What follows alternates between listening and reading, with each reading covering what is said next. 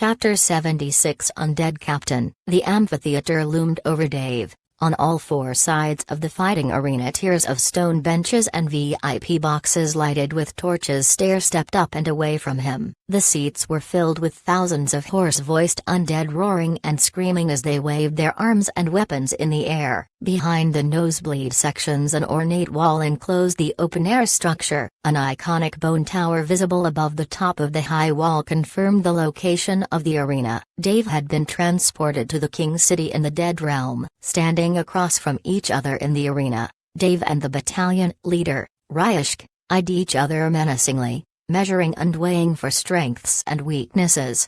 This was the next step in Dedra's quest. He had to win this fight, get promoted to Undead Captain and take the battalion leader's position. A voice thundered, "Fight!" Dave used Immortal Apparition to shroud himself in shadows, then blinked out to appear directly in front of Ryashk with an eruption of death energy. The rogue was thrown across the arena floor by the force of the shadowy explosion. Fear effect failed. Before the rogue could recover, Dave used Sword Lunge, extending into the classic fencing stance. The sword punched a hole in space, an eye-twisting spatial anomaly. Passing through the distortion, the sword expanded rapidly to airplane wing size, shooting toward the target like a bolt of lightning and striking with skill-enhanced damage and area of effect. The speed and sheer size of the sword made it impossible to escape the attack completely, even with the dodge skill the rogue used. -422. Ryashk was struck in the side, staggered and pushed back, but he was spared the full brunt of the damage from the deadly skill. Without pause, Dave activated Stampede, charging at the battalion leader, his sword cocked back to sweep forward. The rushing attack was preceded by a building wail that dopplered away as he sliced through the rogue's chest and continued past him, like a runaway train. -1822. Stampede's high base skill damage amount, coupled with the stagger effect, synergized to deal crippling damage. The rogue clamped his jaw at the damage and turned to strike with his daggers. Dave evaded the double attack easily, counter-attacking with Twin Strike. -1223. Debilitated by the stacked active effects, the battalion leader kept trying to center and regain his balance, but Dave never let up. He kept the pressure on the rogue. This was part of his strategy. A lot of skills won't work when specific debuffs or status effects are active. The stagger effect makes most attack skills inaccessible. The rogue growled in irritation, unable to activate any of his skills singly or in their supremely effective combination attacks, the bread and butter of his rogue class. Rogues are ultra-high damage dealers, but glass cannons, easily shattered. Dave cast and detonated Spectral Bomb against the dragger's chest. The exploding skull pushed the battalion leader away. Dave retreated in a chain of backflips, gaining more distance to set up his next attack. He activated Death's Descent, leaping high enough to see the streets around the arena, then plunging toward the earth in a meteoric melee attack. The attack skill ended with Dave in an iconic superhero pose, knee, foot, and fist shattering the cobblestones, sword pointed down and back. His opponent sprawled across the cratered floor. -1285. The battalion leader punched the ground in frustration before kipping up to lunge at Dave with daggers outstretched. His eyes gleamed with insanity and rage, ignoring all incoming damage and attacking without regard for his lack of heavy armor and inherent rogue vulnerability.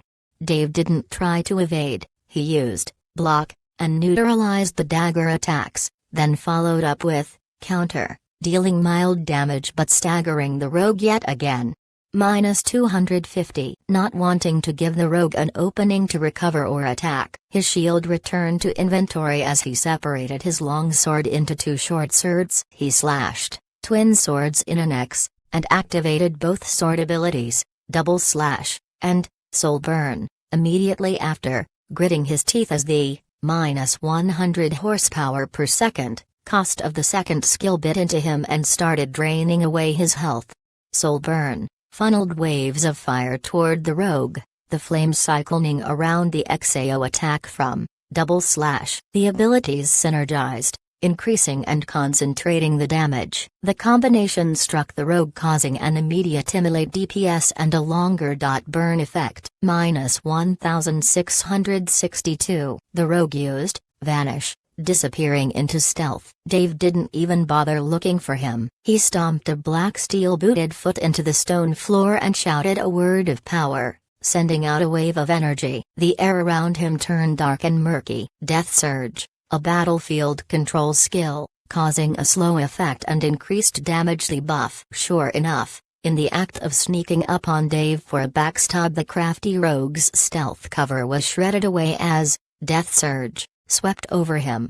Dave attacked with Concussive Blow, coupled with Twin Strike, just off of cooldown. -6852. -4552. Sweet. Dave kept the momentum going, continuously assaulting the rogue. It only took a few minutes after that for Dave to defeat the rogue. Dave went for a dramatic finisher, crossing both short swords through the rogue's neck and popping the head off. The headless body stood for long seconds before it collapsed like its strings were suddenly cut. Dave had lost less than a quarter of his HP during the fight, most of the loss due to the draining effect of Soul Burn. As soon as the rogue's body slumped to the floor, Dave was transported back to the temple square inches. The first raid zone. Undead Ascension. You have defeated the battalion leader, the rogue Ryashk. You are hereby elevated from skeleton elite to the rank of Undead Captain. You have been given command of Battalion 2705. You may select 10 low-tier undead to promote to elite rank. The promoted undead will command 10 soldiers of their own. Just as you challenged your superior for advancement,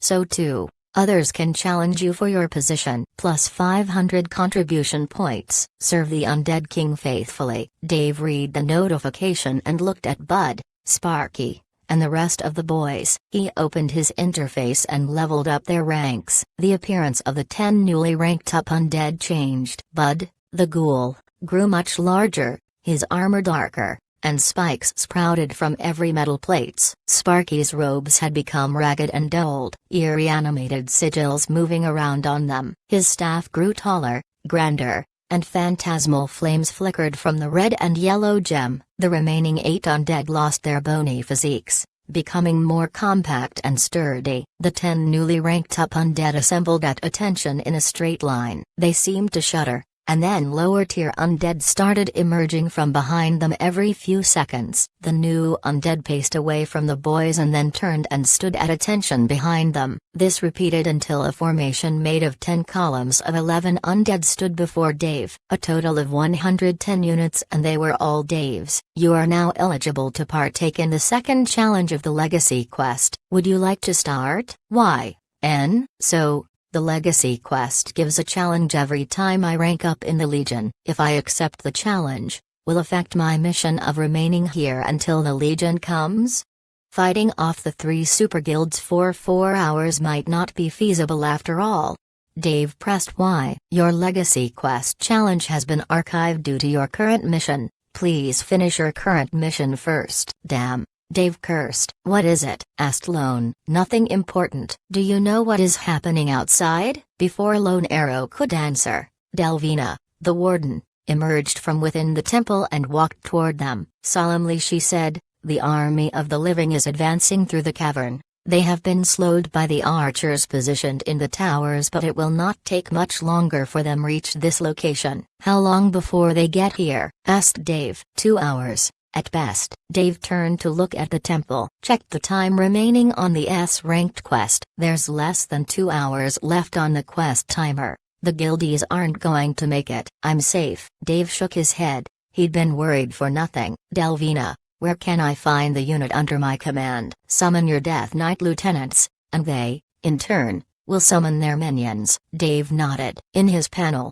he found the icons for 20 Death Knights. They were all in heavy black armor, indistinguishable from humans except for the green glow of their eyes shining through the visors. The command panel showed the level of each Death Knight, all in the 400s. Each Death Knight had 1,000 units under their command. Dave summoned the 20 Death Knights for a closer look. They were a grim-looking lot, bad mofos, Everyone. Probably they all had a wallet that said it in writing too. He felt better having these powerful pawns at his command, but they still gave him the creeps. More than 80 Death Knights were sent to stop the incoming army of adventurers. With the 20,000 under his command as backup, he was sure the guildies would fail the S-ranked system quest. Bad news, interrupted Lone Arrow. What? The guildies are using their legacy transformations. The undead front lines have fallen or are falling. The players will be here in an hour. Son of a bleeding leech. Delvina was alarmed at the news and started snapping out orders to her seneschal,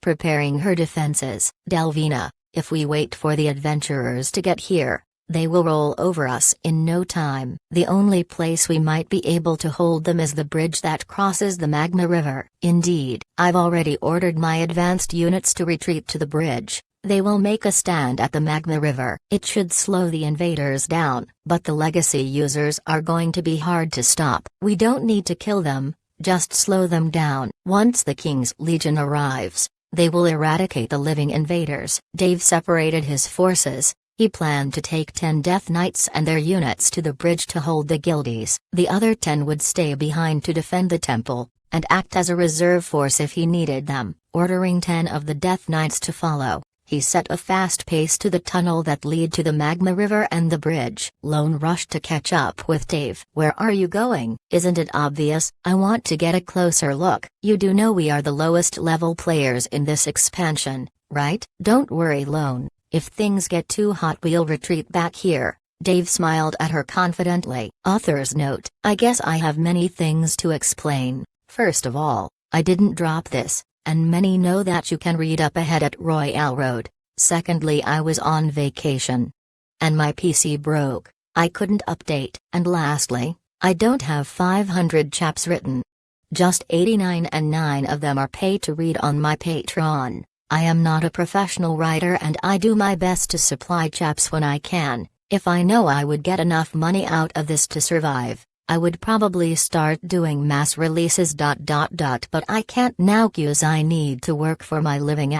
Chapter 77 Killing a Guild Master. Dave ordered his new Death Knight minions to proceed at their best speed and secure the bridge. They followed, marching through the cave accompanied by Dave's original 10 undead, each of whom had 10 undead minions of their own after being promoted. I don't think this is a good idea, Dave, Lone said carefully. I told you, I'm not going to put myself at risk. I have a quest where I must not log out or escape from a fight. This might be considered escaping if I wait here, jubilantly said Dave.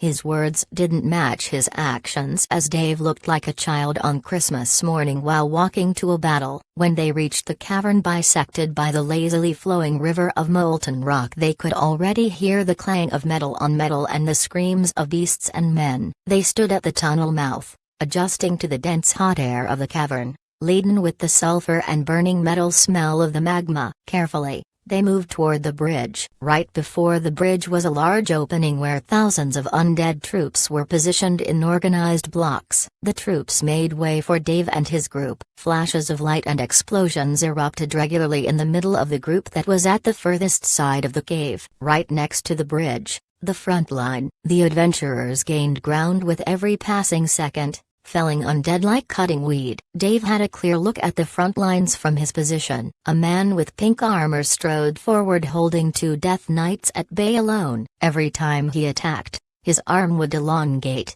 pushing them away, enabling him to easily kite the Death Knights. While at the same time, whenever he received an attack, his body bends like a balloon, reducing the damage. That is Mr. Valentine, said Lone Arrow. He has the A-class metamorphosing man's legacy. He can sustain huge amounts of damage while receiving minimal effects. A great defensive legacy. Her eyes were gleaming, almost like if she were looking at a celebrity. Next to him, a man attacked with unbridled attitude. A great axe-wielding destroyer, strapped in dark armor. He had a white halo around him which constantly damaged the undead. Every attack from him deals enormous amounts of damage to his enemies. An avatar of an enormous and ethereal warrior stood behind him, almost 10 meters in size, mimicking every attack of the player in devastating AoE and splash damage.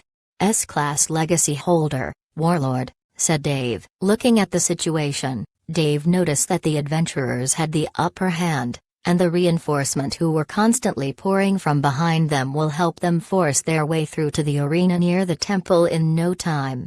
Once that is done, the territory of the undead will be claimed by the adventurers and Dave will undoubtedly be killed. Delvina had a solemn look on her face. Servants of the undead king, we cannot allow these invaders to take the land of our lord. Fight for what is ours. Even in death our servitude to the king shall be awarded. Delvina roared and a bloodied whip appeared on her hand. Battle cry, for 20 minutes plus 5% bonus damage, minus 5% total damage received. She took a company of undead and charged to the front. That is a boss class monster, said Mr. Valentine. Retreat to the back. Switch with Heaven's Dawn, he added. The adventurers on the front hastily retreated and gave up the bridge. Heaven's Dawn had the most tanker and berserker classes in this raid. Against boss classes, they would be the best to make boss killing easier. At the command of Mr. Valentine, they switched position and Heaven's Dawn took the lead. They had higher level players,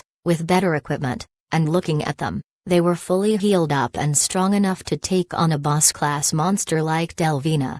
Things are about to get messy, said Dave. Even after saying that Dave had no intention to retreat, Dave ordered the 2 Death Knights to use their 1,000 unit each you. Take your troops and help Delvina. Don't let anyone bypass her. If players force her aggro, attack from the side and hamper them. What do you intend on doing? Asked Lone Arrow. The guildies will try to kite Delvina by pulling aggro. If I let them do that they will undoubtedly kill her, and we will be next. If I manage to attack the players who try to pull Delvina's aggro, she will be unbridled and attack randomly which will ruin the guildies, answered Dave. You guys, said Dave pointing at the 8 remaining Death Knight under him. Get all your casters and archer class and any other range class to attack the backline of the invaders. Don't let them heal their frontliners and have your casters use weakness spells on their vanguard. Dave began organizing the troops. The 8 remaining Death Knight didn't object the order. They summoned hundreds of range class undead and guided them forward, following Dave's order. I should join in on the fun, said Lone Arrow. Don't get yourself killed. Once you attack you will be marked as an aggressor. You are not an undead, and if you die you will be sent to respawn outside the raid zone, Dave reminded Lone Arrow. Don't worry, if things get serious I will blink out, and come back here, she said. Alright, take care, said Dave, then got close to the front lines. He didn't have the slightest intention of fighting in a meal with the higher leveled players, but using his spectral bomb and his new ranged skill, Sword Lung, he can be of slight help to the undead army. Delvina became the bane of all vanguards, as she had a strange passive on her vicious barbed iron whip. Whenever she attacked, it would force the player to bleed for a percentage of their HP, and inflict grievous wounds, which reduces the effects of healing to 50%. With the addition of the group that is constantly attacking the healers from range, the vanguard started falling rapidly. What the fuck is going on? I need some healing, shouted one of the tanks who was trying to hold the boss's aggro but failing. Get the tankers to increase their aggro. We can't aggro pin the boss. A man wearing barbarian leather and a great axe shouted. He pulled his great axe and began imbuing it with mana. He was charging a powerful skill. This man had the aura of a legacy transformation, the barbarian god of slaughter. His body was brimming with power and had tattoos shining all over himself. That is Wan Yi, Heaven Dawn's guild master, muttered Dave. He then sent a sneaky, spectral bomb toward him. This should surprise him. -0. The spectral bomb dealt no damage to the high-level player but was enough to stagger him, cancelling his channeled attack. Fuck this skill. The guild master looked around and noticed Dave, who just finished casting the skill. Under the huge numbers of undead, it would be hard to locate Dave. But now that he attacked Wan Yi, he exposed his location. Wan Yi smiled, then charged toward Dave, ignoring the rampaging boss. Killing the boss can wait. An easy kill worth tens of thousands of gold and a unique skill was in front of him. The right hand of Heaven's Dawn Guild was a shrewd and calculative man. The moment he saw Wan Yi ignoring the formation and charging deeper in the undead players, he panicked. "What the hell are you doing, Yi? Get back," he shouted. But the guildmaster didn't answer. He charged in the middle of the enemy troops, single-handedly breaking their formation. Dave smirked at the idiocy of this player. It only took a few seconds for Wan Yi's HP to drop below half. Even with his legacy transformation activated, he was not a match to thousands of attacks from all sides. Wan Yi only needed to attack Dave once for him to kill the famous Dragger. Even if he were to be expelled from the raid zone, it would still be worth it. But Dave was not that much of an idiot. He retreated, forcing the barbarian to chase after him, further worsening the situation. Heaven's Dawn's right hand became infuriated and ordered a party to follow after Wan Yi. Saving him is a must, as he is one of the S-class legacy holders which are needed in this raid. "Come here, little rat," shouted Wan Yi, using a skill to blast away the undead that surrounded him. "Catch me if you can," replied Dave. Wan Yi looked around and noticed that behind him, the gap he made in the undead group closing. Damn. He turned around and tried to force his way back. He knew that if he remained here, no matter how strong he is, he won't be able to break through again. "What a chicken. You can't even kill a lobby like me, and you are already retreating." "Eat this," said Dave as he blew a spectral ball at the backhead of Wan Yi. -0. This only served to infuriate the guildmaster. He ignored the path of retreat. Even when he saw a party coming his way, he charged at Dave. Wan Yi's HP decreased faster, with all the attacks from the archers, high-level death knights, and the occasional sword pricks from melee enemies. It brought his HP to critical levels, but he only needed a single attack to finish off Dave. "Greed is the bane of man." "Eat this," roared the barbarian. A shadow of a titanous bear appeared behind the guildmaster, swinging its paw at Dave. Bastion. Dave used his newly learned immunity skill, nullifying the attack of the barbarian. A bright light enshrouded Dave, but at the same time, made him unable to move. The skill will give 3 seconds of immunity but will make Dave unable to attack. Wan Yi used the chance to get close. He was sure that the moment the effect of Bastion ends, he can end Dave's life. Even if he dies afterward, it would still be worth it. "Die for me," shouted Wan Yi, as he used a tact with his great axe, wanting to split Dave in two. Dave smiled. Rising strike. Wan Yi struck nothing but empty air, and his life ended by the concentrated attacks of the undead that surrounded him. Plus 150 contribution point. That is one S-class legacy user down. Dave looked at the adventurers and said, "Still many to go." Chapter 78, The Power of a God of War. Wan Yi just bought it. "He's off to respawn," Valentine shouted. "Stupid effing shite." Cursed warlord. A guild master and holder of an S-class legacy dying at any time was no small thing, let alone during a multi-guild raid. That it was permanent and happened for no good reason made it all the worse. Even in large, well-planned and organized raids, players were sent to respawn in great numbers, often multiple times. But guild masters had a responsibility to preserve their own lives for the sake of morale and the continuity of command. Like the king piece in chess. "Zhangxi,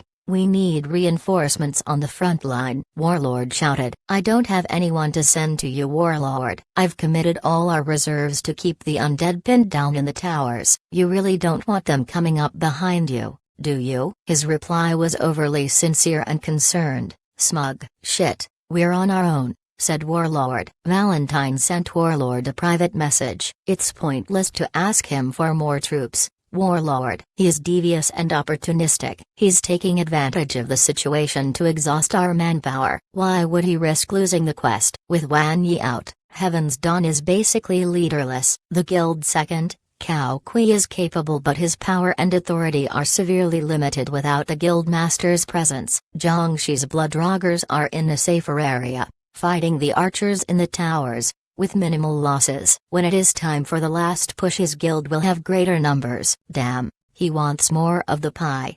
"Our pie." Valentine interrupted the conversation to yell "Bugger OFF" at the undead trying to claw his guts out. After he knocked the attacker away into the magma below, he resumed the discussion in his calm conversational tone. "There's no more time to dick around. We have to force the boss.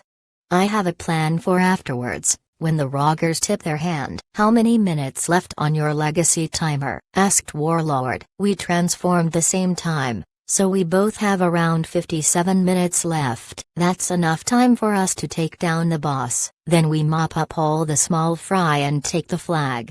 As far as I'm concerned, after Wan Yi's stupidity and Zhang Shi's bullshit schemes, the prize is all ours." "Fuck 'em." "Agreed. Let's do it," said Valentine. Delvina monitored the battle at the bridge, sending reinforcements into the melee as needed. Blocks of undead charged in to saturate the battleground with more fresh blood. The contrast between the two sides was obvious not just from their different appearances. The undead fought silently except for an occasional growl rumbling from deep in their chests. Aside from that, the clash of weapons and the thunk of a blade sinking through armor and into flesh were the only sounds they made.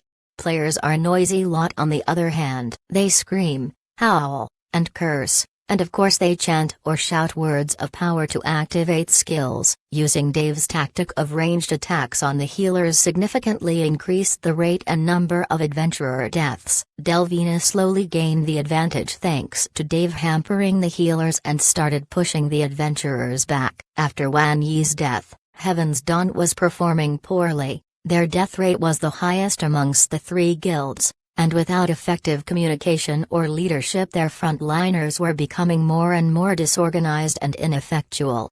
The Devastator's tanks and damagers that had retreated across the bridge earlier had regrouped into an armored wedge formation. Under Valentine and Warlord's direct command, the formation began to sing a sonorous battle hymn as they set off in lockstep, quick marching back onto the bridge toward Delvina. Accelerating constantly, their boots soon thundered against the stonework as they reached maximum speed, a unified living armored battering ram. The Heaven's Dawn troops on the bridge, directionless and unorganized, gave way or were forcefully thrown aside by the Devastator's charge, some falling over the side and into the magma flow. "What the hell are you doing, Devastators?" a player shouted at them after his buddy was shoved over the edge. None of the Devastators replied. Chanting loudly, eyes focused, they charged full force toward Delvina, inter-guild coordination and cooperation discarded. "It might work," Dave muttered to himself. Lone Arrow appeared with a popping sound next to Dave. Blink. Assisted retreat." "What the hell is happening?" she said. Wan Yi bit the dust. "Now the Devastators are charging Delvina. They're trying to force the boss." That's stupid. They'll lose most of their people." "True, but it's good for us. I'll send my Death Knights to assist Delvina and help whittle the Devastators down. I'm going to get back in there." "And Lone, stay here until your blink is off cool down." Lone pouted.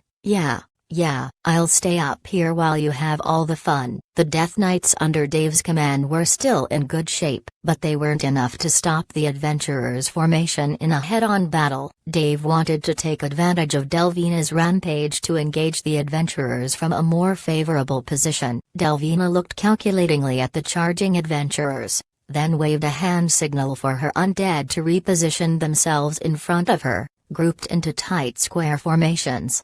The front lines of undead presented a wall of link tower shields, quilled with bitter cruel points of long pikes. The second and third ranks in the squares braced the undead in front of them, shoulders, core, and feet, to receive the heavy charge. Screaming their final verse, the Devastator's wedge crashed into the undead pike line in a cacophony of screeching metal, booming impacts, and battle chants. Bodies went flying from the impact. Some lucky adventurers fell over the edge into the magma flow, dying instantly. The unlucky ones were sent flying all the way into the forces of the undead, only to be killed, being speared, not at, or brutally massacred by the undead.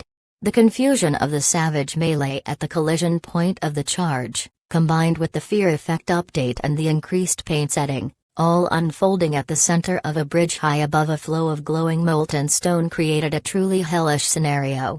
The Devastator's charge was an impressive display of combined power and cooperative battle tactics, but the undead line held, and the Devastators were now being pushed back by the undead, the points of their pikes ravaging the player lines, and the tower shields presented a hitherto unbreakable wall of solid steel advancing forward over the fallen.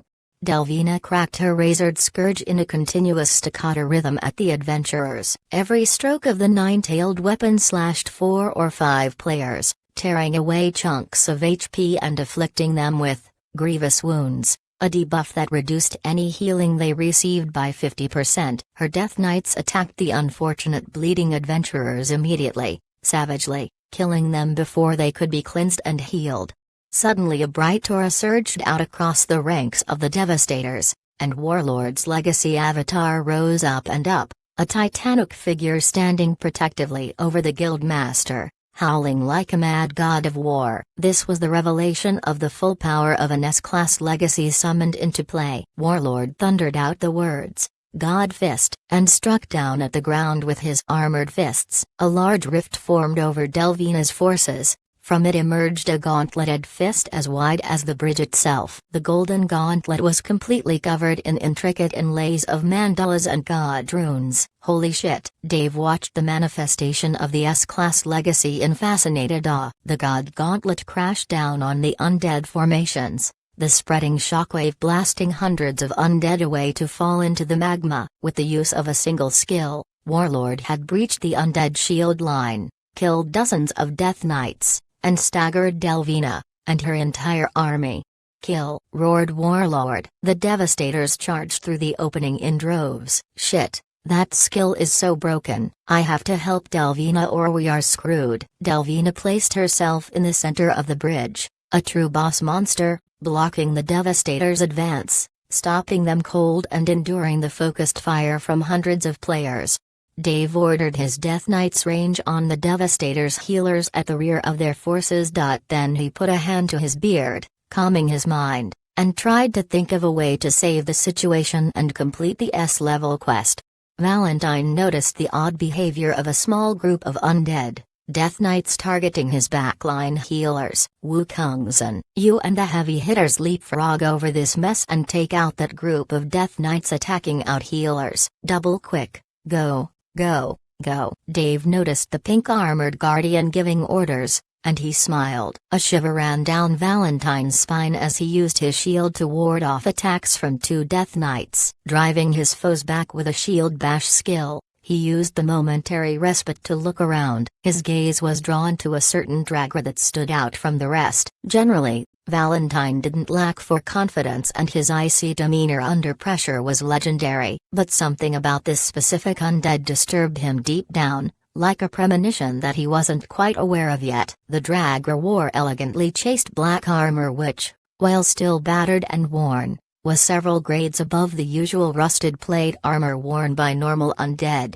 What was even more unsettling was that this particular dragger was looking directly back at him, smirking as he stroked his bearded chin. Chapter 79 The Dragger Falls. "So, Pinky is the man pulling the strings," Dave muttered to himself. "This guy is a pro, a good strategist and leading figure, but I can't think of a way to eliminate him, at least not for now." Dave looked at a timer in his display. 22 minutes before the Legion was due to arrive at the bridge. "Delvina is holding the guildies here. They aren't going to reach the flag in time. I'll just go back to the temple. There's nothing I need to do here." "One of your Death Knights has been slain." "Huh? That can't be right." He looked around at his knights and counted, .9 - 10, they're all alive. Then the thought hit him like a thunderstrike. Dave turned, looking back toward the temple. "Shit. Rogues. Delvina. They're rogues infiltrated past us to the temple. I'm going back." Delvina roared back at him.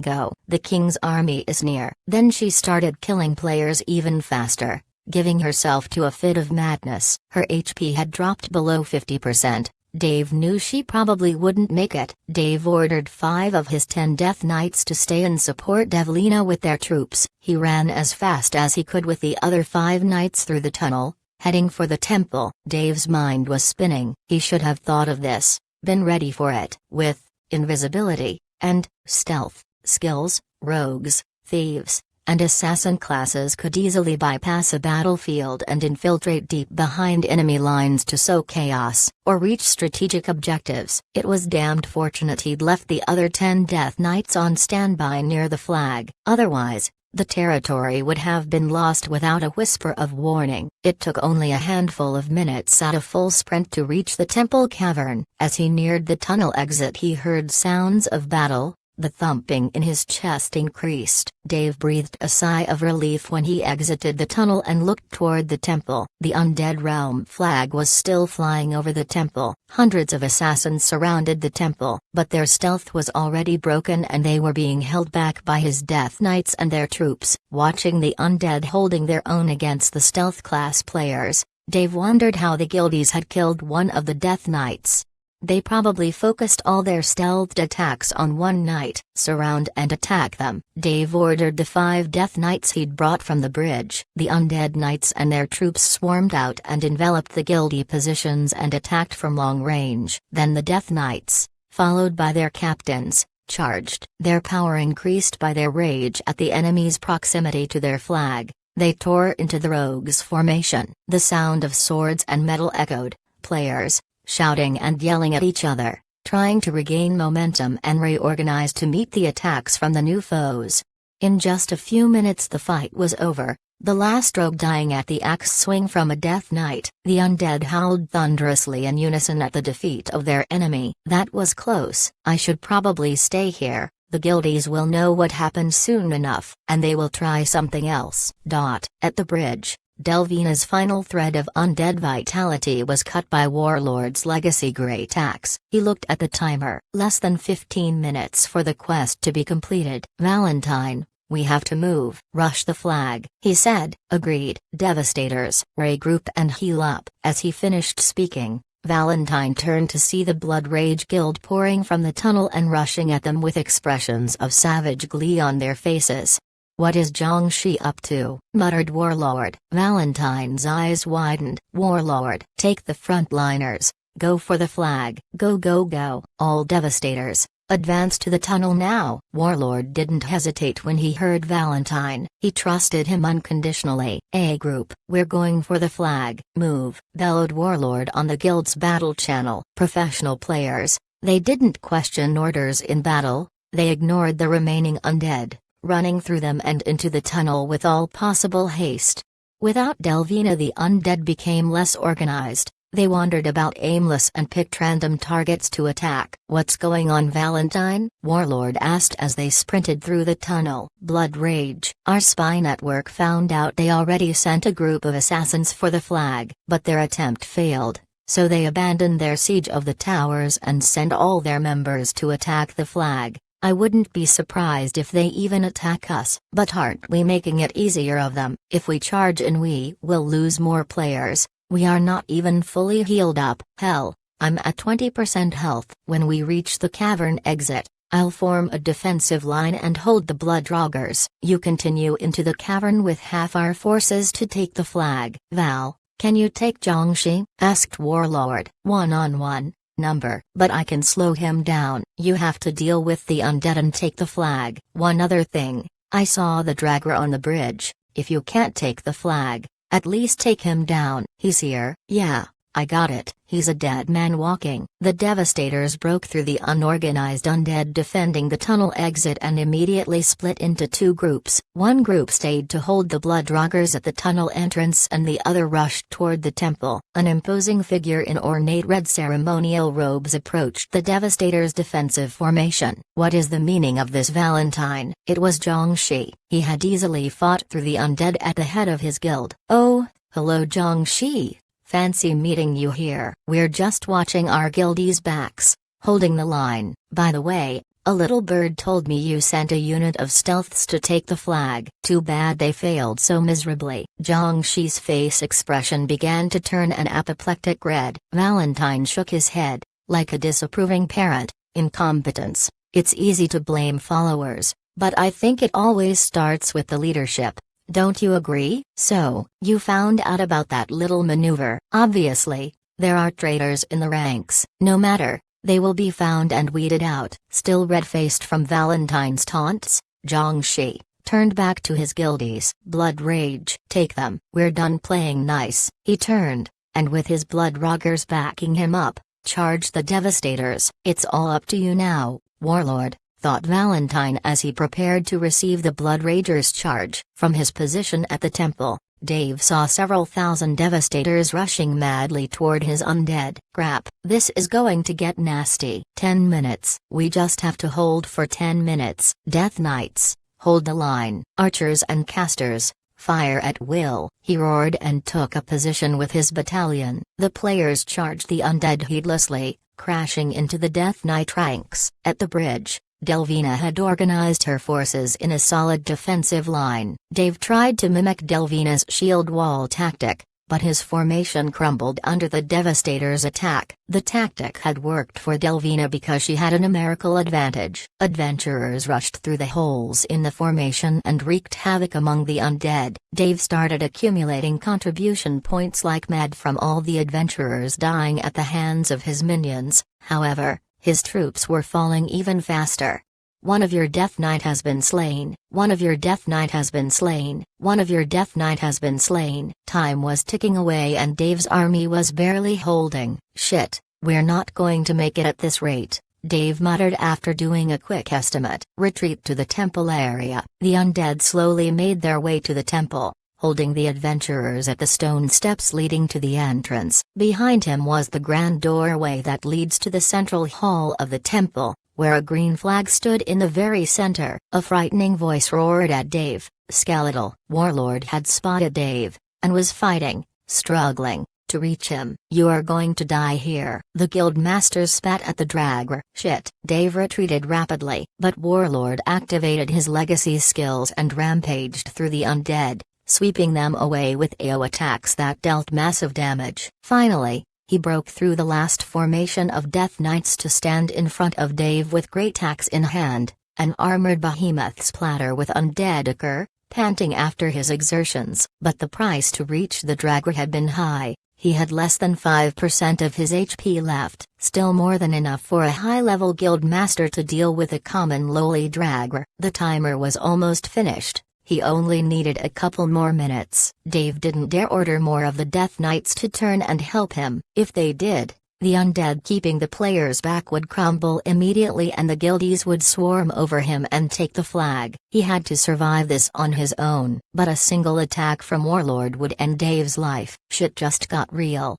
Fuck. Dave cursed as he hopped back toward the temple gate and stumbled. Bud, Spark, cover me, ordered Dave. The two elites attacked the guildmaster unhesitatingly. Bud charged at Warlord, trying to pin him down. Bud's selflessness and heroic effort to pin Warlord was worthy of a medal. Unfortunately, the elite ghoul was killed instantly by a single negligent wave of Warlord's great axe. The guildmaster then started mowing down the rest of Dave's undead subordinates. When Warlord finished dismembering every undead except Dave, he looked at the lone dragger and said, "There's no one to hide behind, nowhere left to run. Skeletal man, you should have talked to us when you had the chance." Dave's hand was trembling. The red halo around Warlord meant the guildmaster's health points were critically low, less than 5% of his max. But Dave didn't have a chance in hell of damaging Warlord. Unless ... It's risky, but it might work. Dave ran at Warlord. Fool. The Devastator's guildmaster spat contemptuously,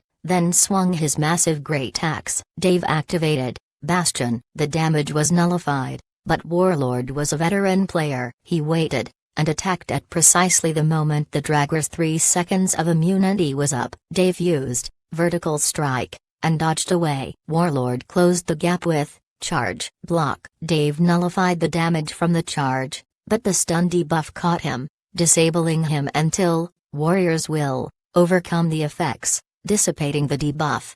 You are just prolonging the moment until your inevitable death. Warlord used the God of War Legacy's strongest skill, God's Fist. Another rift formed above the battle. The golden gauntlet appeared and smashed down onto Dave. Dave had a creepy smile on his dragger face as the gauntlet's falling attack obscured everything. I only bought a few precious seconds. Legacy holders have such a huge advantage. But man, this is gonna hurt. Minus 389 520. You died. Chapter 80 Gigged. Warlord howled a victory cry as the dragger disappeared under the God Fist attack. Finally, the most hunted player in the entire game of Conquest, the key to the next expansion, to wild adventure and glory, had been slain. How many players had tried to find and kill the slippery sack of bones, only to fail and die ignominiously, victims of his trickery. But Warlord wasn't one of the many. He was a professional, a champion player, and the guild master of the most powerful guild in the game. Warlord turned away from the sight of the Dragra's death, toward the flag. It was the second prize of this momentous event, a victory just as satisfying as killing Skeletal was, though for different reasons. It meant this entire raid zone would become Devastator territory, the guild's sovereignty recognized by the system itself. By right of conquest, and the Devastators would decide who was allowed into the underworld. There would be land to conquer, fortunes to claim, and honor to be won, not to mention EXP farming in areas with higher levels than anywhere else in the known parts of Conquest. That alone would catapult his guild far ahead of their competitors. Something was bugging him though, picking persistently at his thoughts, as if he had forgotten something significant and his brain was trying to remind him. But what was it? Despite that nagging feeling, Warlord felt euphoric, like he was perfectly surfing a cresting wave. The power to decide the fate of most players in the game was a heady tonic. Soon, no one would be able to threaten or challenge the might of the Western Kingdom, the Devastator's empire. But Warlord still felt that vague unease. The whispering was still in his head, trying to tell him something. Then it hit him, the kill notification. He didn't get a kill notification when Godfist hit Skeletal. What a noob mistake. How could he forget? More importantly, where the fuck was the tricky, wormy, lit? The back of his neck was prickling. Turning, he glimpsed an enormous fangline maw just as it slammed closed around him. He received an absolutely absurd message: "You have died." As his vision started graying out, the only thing he could see was a figure standing over his corpse. The ancient mummified face of the Dragra looked at him calmly, green eyes glowing eerily. Then, even as Warlord was turning into motes of light, the Dragra grinned widely and spoke. "Gitgd, scrub." Warlord's vision went dark. "You have died in the underworld. You cannot return to this event. You are barred from accessing the full game for 72 hours. Yay, win big or go home baby." Dave even did a little dance, then looked around guiltily. That bit of footage would never be seen, ever. Dave's parting quip at Warlord was an old meme, a sarcastic, condescending taunt at a defeated lower level or ability players, chiding them to improve and get good. To get coming from a level 100 player just after completely pinning the guild master of the Devastators, Dave's taunting remark was even. Taking their relative circumstances and the context of the fight into consideration, it was an epic putdown, maybe even a legendary one. In any case, he had the video. Dave's victory and return from death was not a game glitch. It was the result of two skills. The first was Death's Apostle, passive, unique, a skill befitting a favored follower of death. 10% increase in base damage when wielding a sword. 10% increase in all base defensive values when using a shield. Deny the Reaper.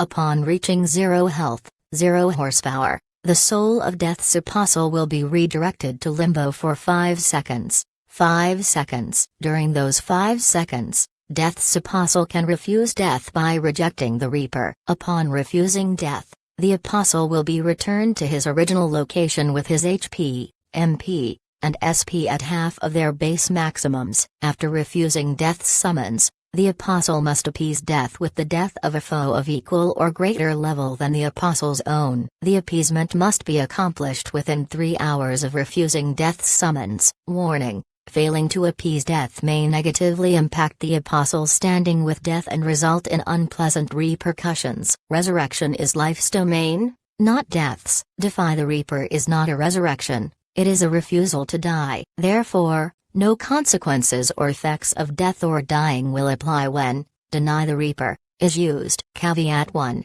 If the Apostle's health reaches 0 horsepower, within 3 hours of using Deny the Reaper, the Apostle will be taken by death as per usual, but will permanently lose 10% of his total character levels along with the increases associated with the levels.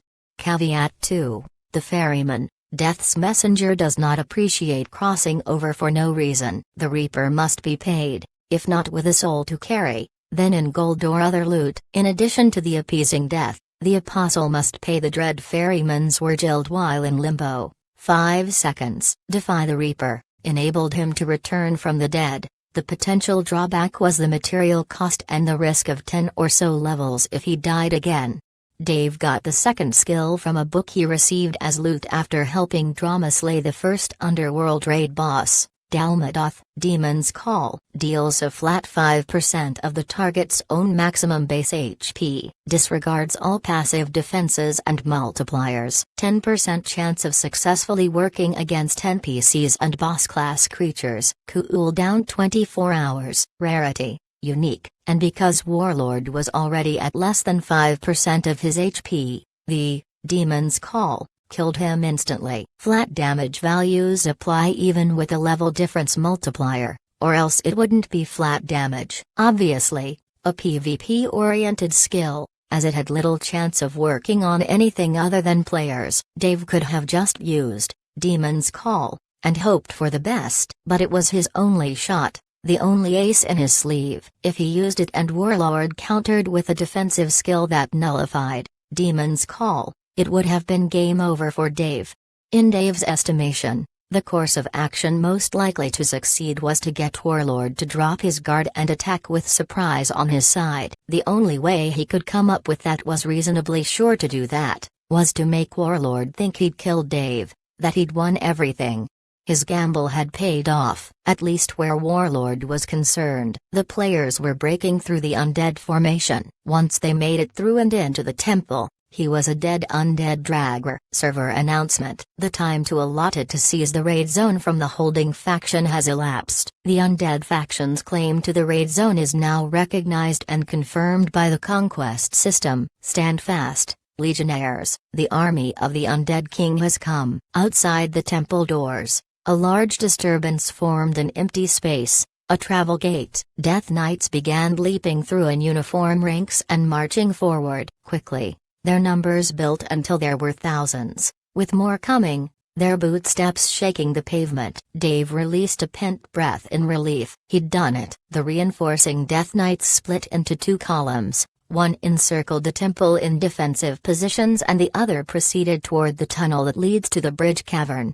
In just minutes, the adventurers attacking the temple were methodically slaughtered by impassive merciless knights. When the King's Legion arrived in the cavern, the remainder of Delvina's forces, left directionless after her death, were automatically taken into the chain of command. They regrouped and became an effective fighting force again. These undead reorganized themselves into the second arm of a pincer formation and pushed the enemy forces back upon themselves. The undead from the temple cavern and the bridge merged with their undead brethren emerging from the gate and together attacked the players. The remaining enemies were overwhelmed by the undead. Like a village swept away by floodwaters from a broken dam. You have successfully completed the special quest. Rank S. Condition met. You survived while retaining control of the zone flag and defending the zone until the legions of the Undead King arrived to relieve you. Rewards. +5 levels. In addition, the system has granted the following reward for the actions you undertook during the quest. Title obtained. Unyielding. When HP reaches 1% receives 0 damage from all sources for 5 seconds. 1 hour cooldown. Sweet. The sounds from the fighting ended,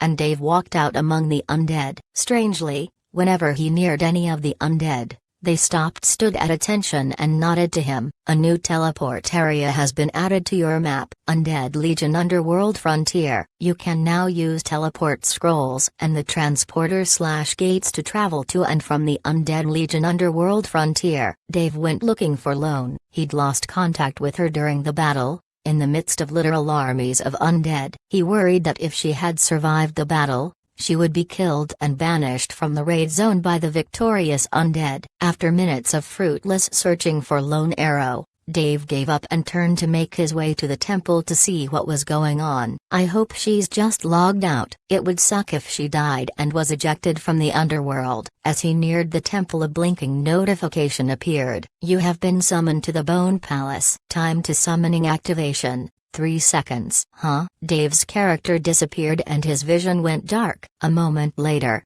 a bright light assaulted his eyes. When his sight returned, he was looking down at his feet, blinking. The rug he was standing on was an exquisitely woven masterpiece depicting warriors and knights in desperate battle against a monstrous horde of demons.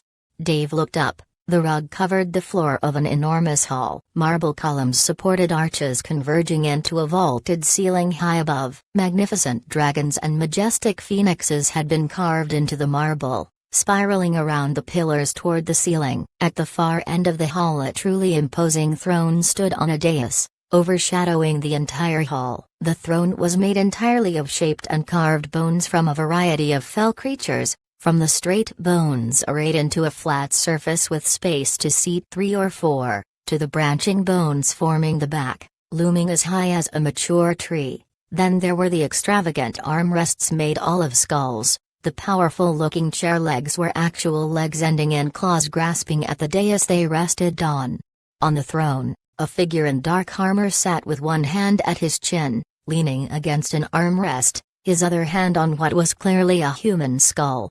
Dave could only see the hazy blue light coming out from the figure's helmet visor. The Undead King. Level, rank, King, tier, unholy, danger level, skills, HP, defense, description. The King of the Undead. What the hell is up with the info screen? It didn't give anything useful. Where is the lore? Dave's thoughts were interrupted by the king. Child, you have done me a great service. Speak thy desire, and I shall fulfill it. Sweet. More loot. But before Dave could say anything, an item was yanked from his inventory. It appeared in front of him, then flew to the Undead King's hand. Broken Undead King's helmet. After he spent a long moment staring down at the battered helmet, the king drew a deep regretful breath. He looked at Dave even more keenly than before. It seems our fates are bound together. Child, I bestow upon you the name Gistingbra and accept you as one of my own children. Now I set you a task as your confirmation. You will search out the armor this helmet came from. When you have found it, seek a royal audience. Go forth with my blessing, child. Dave's vision swam and faded. When he could see again, he looked around and recognized the Bone Palace. He was back at the Dead Realm spawn point. Around him were hundreds of thousands of Captain-tier undead. You have become a named monster. Gistingbra. You have special dungeon rights. A new mission option has been added to your mission options. Serve by standing watch as a dungeon boss for 24 hours. The dungeon's level must correspond to yours. New questline available. Game story questline. Rank SSS. Search for the armor of the Undead King. This is a game story quest. The actions you take throughout the mission will have a significant impact on the world of conquest. The first task: look for Andre the Forge Smith, to get information about the Undead King's armor. Dave was numb from shock. A game story quest, he muttered, as the situation slowly dawned on him. Another one? Crap. He already had one of those. The first game story quest he had gotten was the G's put on him by Dedra that compelled him to kill the Undead King. Then there was the first task from his legacy questline, to be promoted to Abyssal Knight within the Undead Legion. While he worked on that, he also had to complete an undefined number of challenges from the legacy, all set in high-level areas of course, while not dying even once.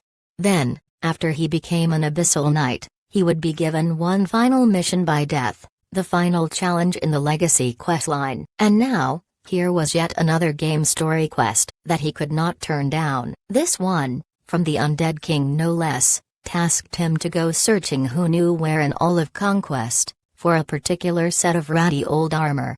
So much to do, he groaned. He shook his head, wondering how a bunch of game quests had managed to make him their bitch. And as if on cue, another notification appeared. Your legacy quest's second challenge is on standby. Would you like to start? Why?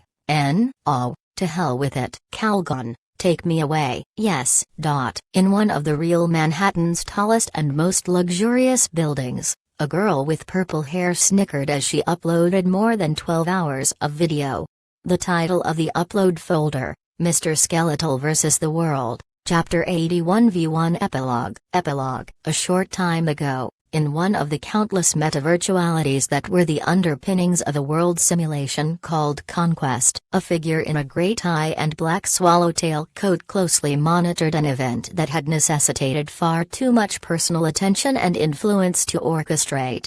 The figure nodded when a certain vexing player's HP reached 0. As if predicted and according to plan, now the system could be nudged back to a stable, less chaotic state. In celebration, the figure personally sent the system message "You died" to the player, resisting the impulse to add an admonishment for the player to stay out of further mischief. Satisfied, the figure turned its attention to other matters. The figure was soon bent over the work area, fully occupied with the myriad tasks required to fulfill its purpose and mandate. The smooth functioning of the system, according to coded dictates.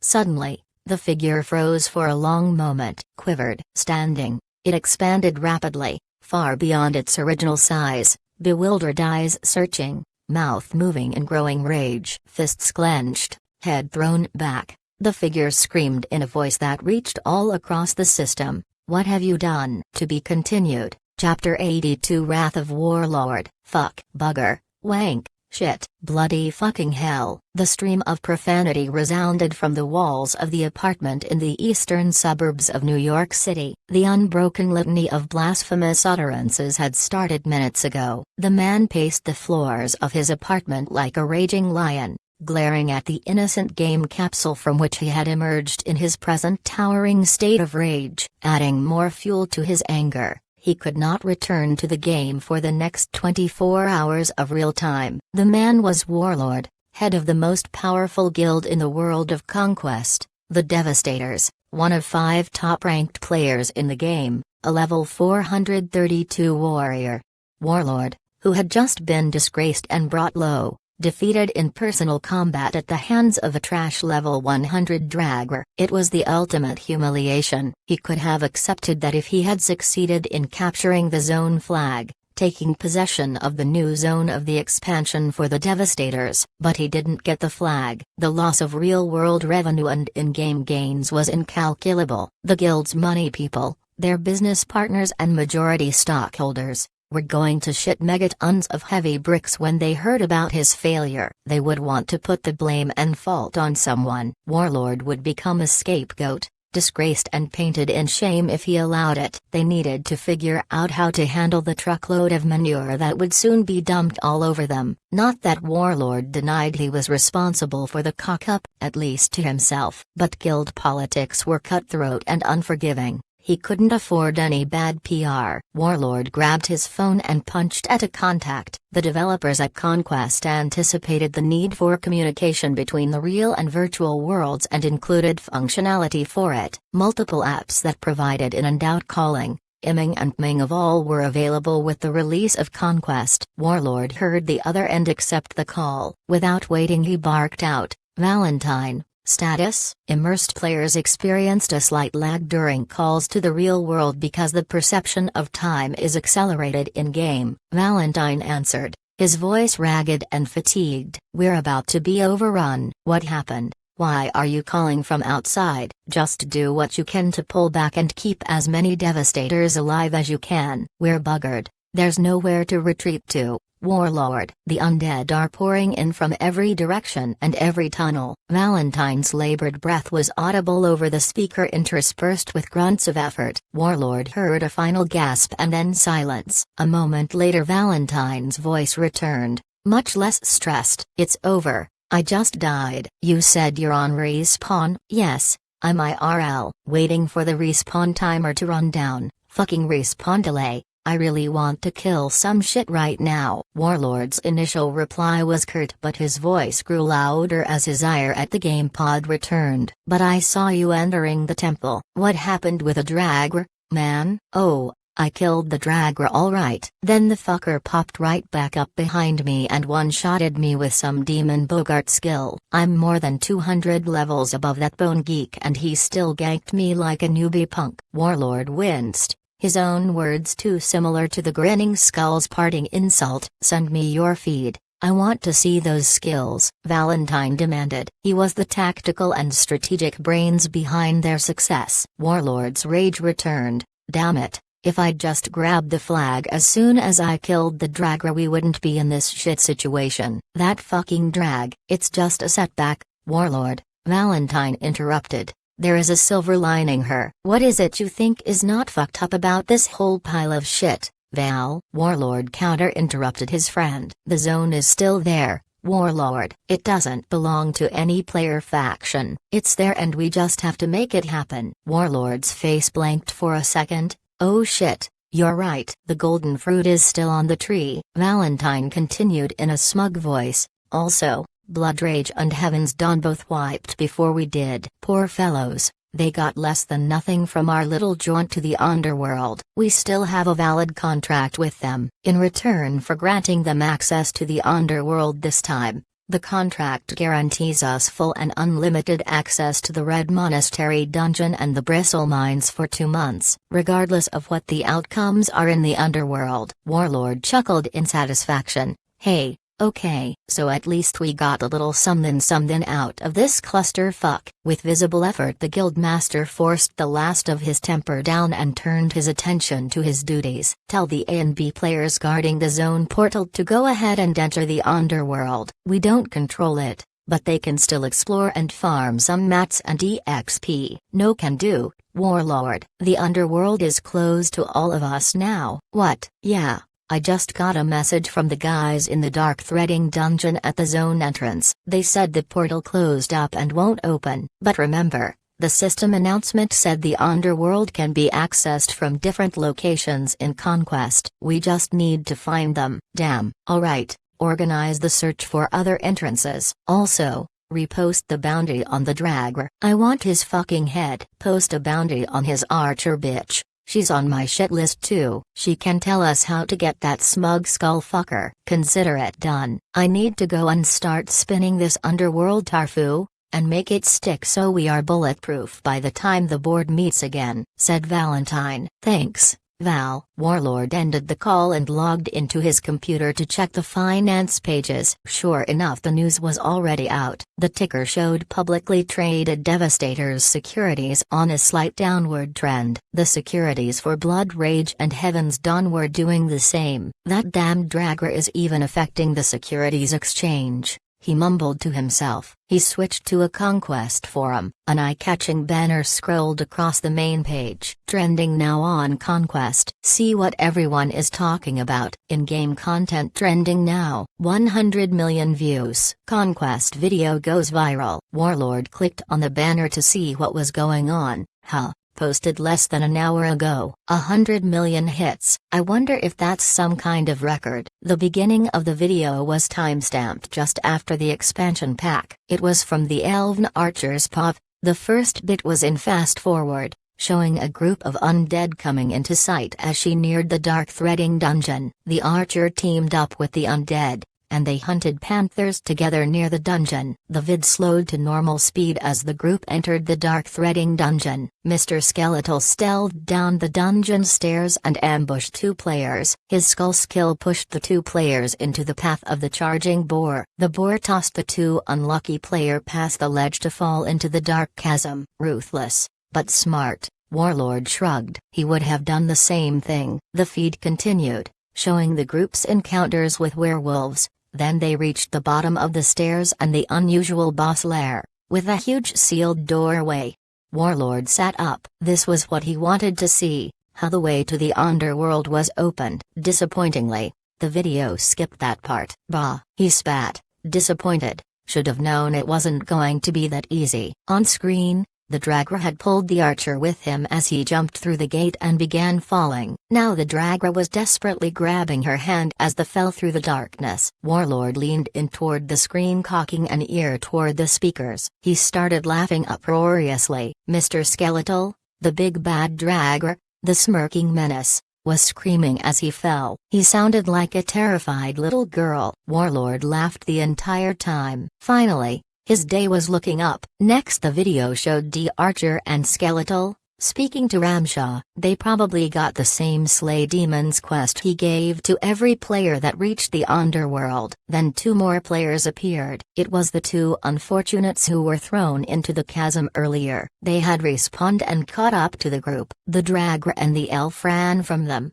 toward the level checker demon. They're still just lobbies there. Neither of them at the century mark. The undead minions were left up top. So how are they going to get past this beast of a checker? Warlord watched intently as Mr. Skeletal summoned 2 ghost knights to bait the demon checker while the elven archer Blink stepped to the safety of the cave. Then came the Dragger's desperate run, finally making it to the cave, just as the pursuing players crossed into the level checker's aggro zone. Warlord shook his head when the Dragger stopped just inside the cave mouth and turned to watch the players. Waiting to see if your enemies get past the level checker? You should put more points in your wisdom stat, Mr. Skeletal. The pursuing players advanced through the demon checker's zone, moving in flawless sync and timing to confuse the checker demon, the aggro swap tactic. Warlord grinned. He and Val had used that one plenty of times. Those were the days. Such fun. No one to answer to, no burden of responsibilities interfering with the pure enjoyment of it all. These 2 are not bad at all. We should promote them to the main guild. The pair were halfway through the demon's zone when the Dragger's mouth curved into a malicious smirk and he snapped his fingers. The explosion staggered the player nearest the cave and the level checker immediately one-shot the unlucky warrior with a double fireball, fulfilling its function. One person cannot do an aggro swap. Without a dance partner, the second player was crushed only a moment after the first. Warlord took note of the Dragger still smiling in evil joy, cunning, pragmatic, ice in his veins. Impressive. Petty tricks might work against players, but they don't work on bosses. How did they manage to take down the raid boss Dalmaduth? The video showed the 2 leaving the safe area, entering the underworld through the cave. Seconds after exiting the cave and setting foot on the desolate soil, a horde of demonograms was charging down on them. The elf retreated, yelling at the Dragger standing nonchalantly in the path of a herd of giant demon rams. The skeletal figure raised a hand displaying a glowing blue gem. It shone brighter, the intensity growing to eye-watering levels. When it blinked out, there was a tear in space hanging in front of the Dragger. From the other side of the tear, behemoth-sized hands grasped the edges of the tear and pulled it wide open. A player's nightmare stepped through. Warlord was floored. Bugger me, he has a boss monster for a pet. He watched the thing effortlessly demolish a herd of high-level demon monsters. It's a level 550 juggernaut. This explains the raid boss. That giant could take on the entire Devastator guild no problem. How many times can Skeletal summon it? But it has to have limits. Warlord calmed himself and continued watching. Though parts of the video were obviously edited out, the rest of it showed the monster carrying the 2 players across the plains and wading through the lake toward the mountain. Most of the conversation between the 2 players was censored out. They entered the caves under the mountain, where the creature proceeded to mow down the high-level mobs like a hedge trimmer cutting weeds. The 2 players sucked up EXP like kids in a candy store on a free all-you-can-eat day. The Magma River portion was edited out. I wonder why. We didn't find anything useful there. The players then came to the arena, and fought wave upon wave of enemies, until the boss finally returned to fight Skeletal summoned creature. The fight continued until a group of Devastators exited the tunnel, and walked into the arena. The members of the new group were aggressive, but their individual prowess was subpar and they made no effort to compensate with team tactics. Oh, yeah, I forgot about these assets. I'll remind Val to make an example of them. Expel the worst and bust the rest of them down to scut duty. The Dragger dodged an attack from a monster, and the Devastator's hunter attacked it and stole its aggro. Warlord snorted in contempt. He didn't suffer fools gladly. He'd make sure the Devastators didn't either. Because of that guild member's foolish attack, the entire group was forced into the fight. When the rest of the Devastators were well inside the zone boss aggro limit, it activated Call to Arms, summoning monsters to equal the number of Devastators. The players died quickly. Soon after the demise of the Devastators, the zone boss dueled with the Dragger's summoned boss monster and was eventually defeated. Warlord voiced what he had already begun to suspect. He used a boss to fight a boss. It was all just luck and circumstance. Warlord was relieved to be done with the uncertainty surrounding the series of debacles. The video explained everything, including how a low-level dragger hijacked control of the underworld territory, snatching it from the hands of all three of the largest guilds in Conquest.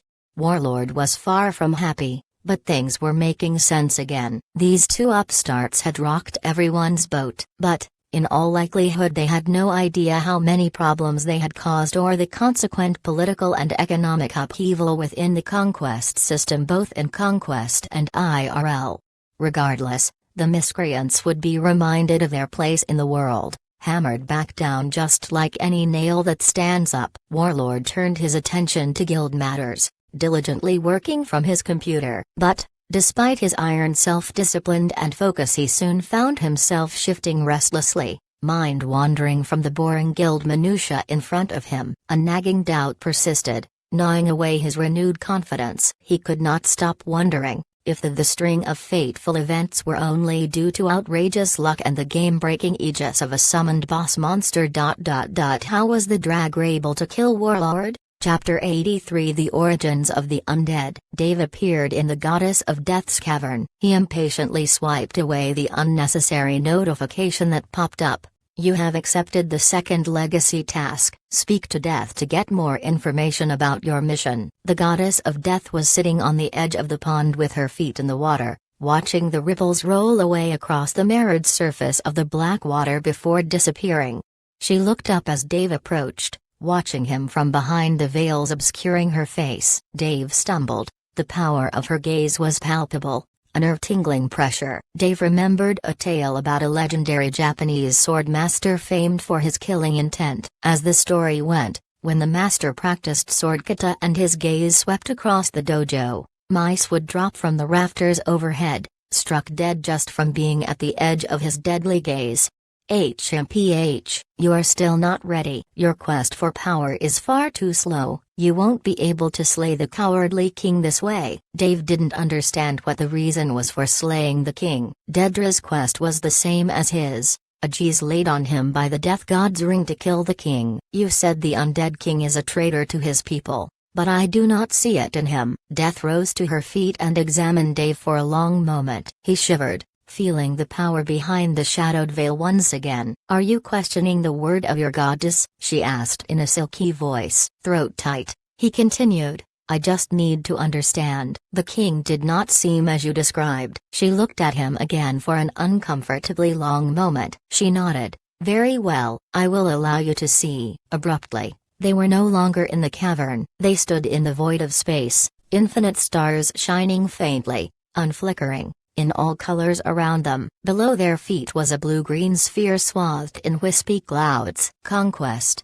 the world. He struggled to remain calm, unable to look away from the world rotating slowly far below. So very far below. Heights were not Dave's thing. There was a lurching sensation. His stomach rolled as the invisible floor they were standing on yanked them straight down toward the planet many times faster than a rocket or an express elevator to hell. His insides jerked again when they came to an abrupt stop. Below them a walled city was under siege, its impressive white stone walls under assault. Many thousands of troops sallied from extensive earthworks carrying ladders. Siege engines lobbed boulders wreathed in fire toward the city. The artillery attacks were clearing battlements and slowly pounding the walls to rubble. The city was built around a mountain capped with a white stone castle overlooking the walls and surrounding lands. Built for war, even more strongly fortified than the city walls, the castle looked impregnable. Without warning, their viewpoint zoomed toward the castle and through a stone casement set high in one of the keep towers. Inside the tower 9 individuals stood around a table. A somber-faced man in ornate gold and crimson robes stood at the head of the granite table. The other 8 people stood at even intervals along the sides. One, a giant of a man in Gothic plate armor, looked toward the man in robes and bowed his head. Beg pardon, Your Majesty. Must we do this? Is there no other way? Dedra, the king glared at his knight defender, fury sweeping across his somber visage. But then he stopped and shook himself. exerting a monarch's iron control over the impulse to lash out at his faithful subject and friend.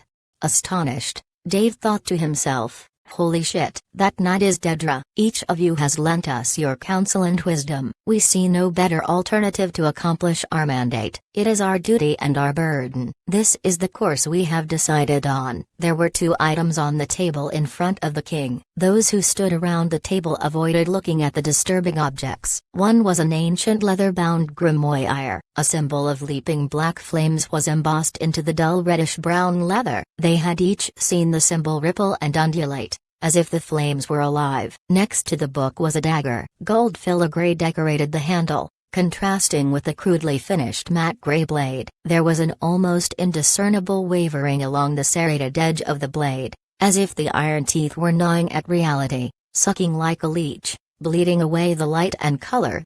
The king looked at the young maiden chained to the top of the ceremonial stone table. "Eleanor, daughter, to our sorrow, this is the only way." The maiden, her cheeks tracked with tears old and new, piteously begged each of the 8 by name to release her. "Daughter, this necessity grieves us. I pray that in your spirit has the grace to forgive us, your father and king, and these others who witnessed the enactment of our duty." He moved quickly, whipping the jagged edge of the dagger across his daughter's throat, ending her pleas for mercy abruptly. Blood jetted through the air in arcing fountains, showering the king's face in red. The king flinched from the pulsing spray. "The blood is shed." Determinedly he plunged the dagger into his daughter's heart, and using both hands he sawed the dagger down through the ribs toward her belly, splintering through bone.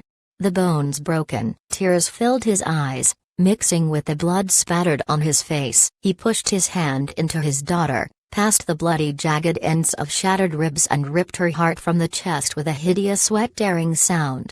The king sobbed. Raising the bloody lump of flesh to eye level, he staggered as if struck, 2 hearts riven. In his hand the heart blackened and quivered wetly, then it beat in unnatural rhythm, writhing and pulsing like a tortured slug. The still warm figure on the table stirred, disturbing the pool of blood in which it lay. Eyelids blinked up from cold black orbs. Delicate shoulders flexed and links of iron chain chimed discordantly as they snapped apart. The heavy lengths of metal binding fell away from her body, rattling onto the stone tabletop. Freed, the bloody corpse lurched to its feet, looking down at them from the table in a fury. All but the king backed away from the table and the thing standing on it. "Meddling mortals, my book.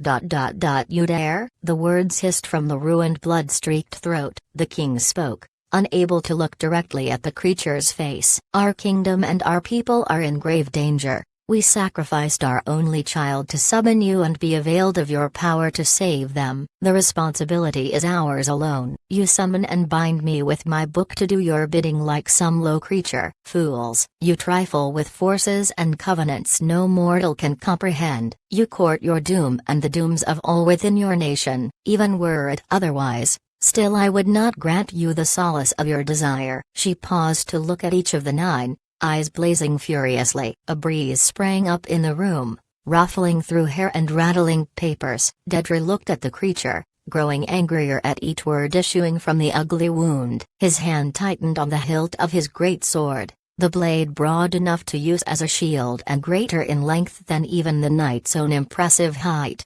"No mortal will be favored with my power this day." The sound issuing from the slashed throat vibrated weirdly as if spoken by multiple unsynchronized voices. Several of the king's council clapped their hands to their ears, one writhed on the floor, foam at his mouth. "I have no concern for mortal affairs. In the end all come to my domain. Return my book and dismiss the summoning. Release me, and be grateful this day your souls were not blasted from the world and ripped away from time itself." This was more than Dedra could take. "Wretched demon, you will not speak so to your betters. Fulfill the bargain of the ritual, creature. Grant the favor that my king made sacrifice for." "Fools, be warned. I say it for the second time, not a feather's weight shall I lend to your designs." "Then you are of no use to us," said the king. Frustrated, he viciously stabbed the dagger into the black heart beating in his hand, piercing all the way into his own flesh. Sorrow, grief and regret battled for primacy on his face, leaving no room for the pain of the wound. "What have you done?" the creature howled in 10,000 voices of unspeakable horror and despair. The eldritch breeze whipped into a frenzy. The king looked down. The book was shuddering and jerking on the table. Then it stilled. The sanguine cover darkened, becoming deepest black, the true black of the deepest places in the earth, where no light ever shone. When the flame symbol on the cover became a mournful gray skull, the king gasped in shock and terror. "I say it for the third and final time. Fools, by my name, by my throne, by my power I call. May the retribution of all the gods fall on each of you. Your doom is nigh." Dave returned to himself, looking down at the city from high in the clouds. As far as he could see, shadow moved across the lands of the kingdom, as if clouds hid the sun from view. Then it became even darker, like a starless night. From the palace a soundless explosion of wrongness exploded in a widening ripple, expanding in all directions with no sign of diminishing. Wherever the wave passed through them, every man, woman, child and beast fell like puppets with cut strings. Every growing plant rotted, every structure and building decayed. In its wake cold winds spun up from dank low places, building to elemental force, then howling out into the new darkness, harbingers of chaos and destruction. Then the ground shook, yawning sinkholes appeared, crevices marched in zigzags across large swaths of land. The entire realm rumbled and groaned as if in agony. Then it sunk. Gaining speed, it moved deeper, away from Dave's hovering position, suctioning air and water after it and disappearing from sight into darkness, leaving just a void. Light and earth returned, covering over the void, leaving not a scar or sign of the cataclysm that had taken place. The world resumed as if the entire nation had never existed. Forests, mountains and plains stretched peacefully to the horizons below Dave. Their desecration was punished and they were removed from the world, said Death. "You are still in her body, the king's daughter?" "I am imprisoned in it, here in the mortal realms." "How so?" said Dave. "The summoning forced me to take an avatar on this plane." She gestured to herself. Stabbing the revenant heart should have ended the ritual. Normally, ending such a ritual renders the summoned powerless in this world and banishes it back from whence it came. But I am not a demon nor an outsider. I do not reside in the infernal realms, nor am I a dweller in the abyss or the void. My power cannot be taken from me and I cannot be banished from this world. Now I am trapped in this weak body. I cannot return to my celestial form in the realms of the gods. Dave stroked his beard, thinking, but if you get the book back you can return to your own body. Yes, I must have the book to break the binding and release myself from this avatar. But I don't even know where the book is. It hides itself from my gaze. It protects the king from what power I still have. I don't have a lot of options, Dave said unhappily. You have my ring. With the ring of the death god, the book may acknowledge you are death's chosen, and reveal itself to you. The alternative is you kill the king, find the book and bring it back to me. Dave wanted to complete his legacy quest, but the undead king was powerful, his level above 700, which made him an unholy tier world boss. Dave would not be fighting him anytime soon. I can just sell the expansion, kill myself in exchange for cash and a high position in one of the guilds. But without the legacy there would be no more Mr. Skeletal, no adventures, no discoveries. I would become just another no-name guild flunky. She handed him a small round object made of brass. This will reveal the book when you are close to it. Dave looked. Death's Finder widget. It looks like an old compass, but doesn't have any markings. It has one function, and it's not to indicate which direction north is. Unique. Player bound. Dave pocketed the compass. He wasn't going to need it anytime soon. The goddess of death made a shooing motion. We are done. Do not fail me. Wait, what about the challenge for TH? Dave appeared back in the temple. Congratulations for successfully completing the first challenge of your second task. Plus 100,000 DXP. Level up. Attention. Ring of the Death God's second ability has been unsealed. Life Cleaver. Wow. Oh ye. No pain or almost dying necessary this time. It was about time something came easy. He couldn't wait to find out what the ring's Life Cleaver ability did. It had to be something juicy. Just as he was going to check, His phone started ringing IRL. Dave didn't have a link to his phone from the capsule. When he finally untangled from his capsule and looked, he recognized the number. Lone Arrow. Hoping he wouldn't regret it, he hit the accept key.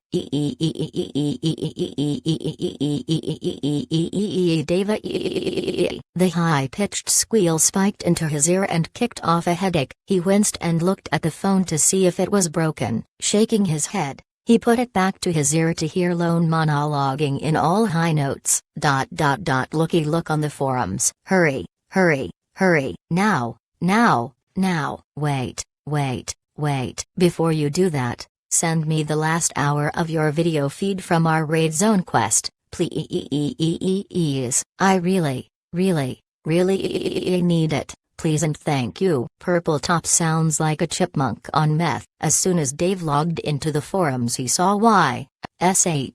Chapter 84. Surprise surprise. The three super guilds, the Devastators, Heaven's Dawn and Blood Rage had put bounties up for the locations or deaths of the Dragger, Mr. Skeletal, and the Elven Hunter, Lone Arrow.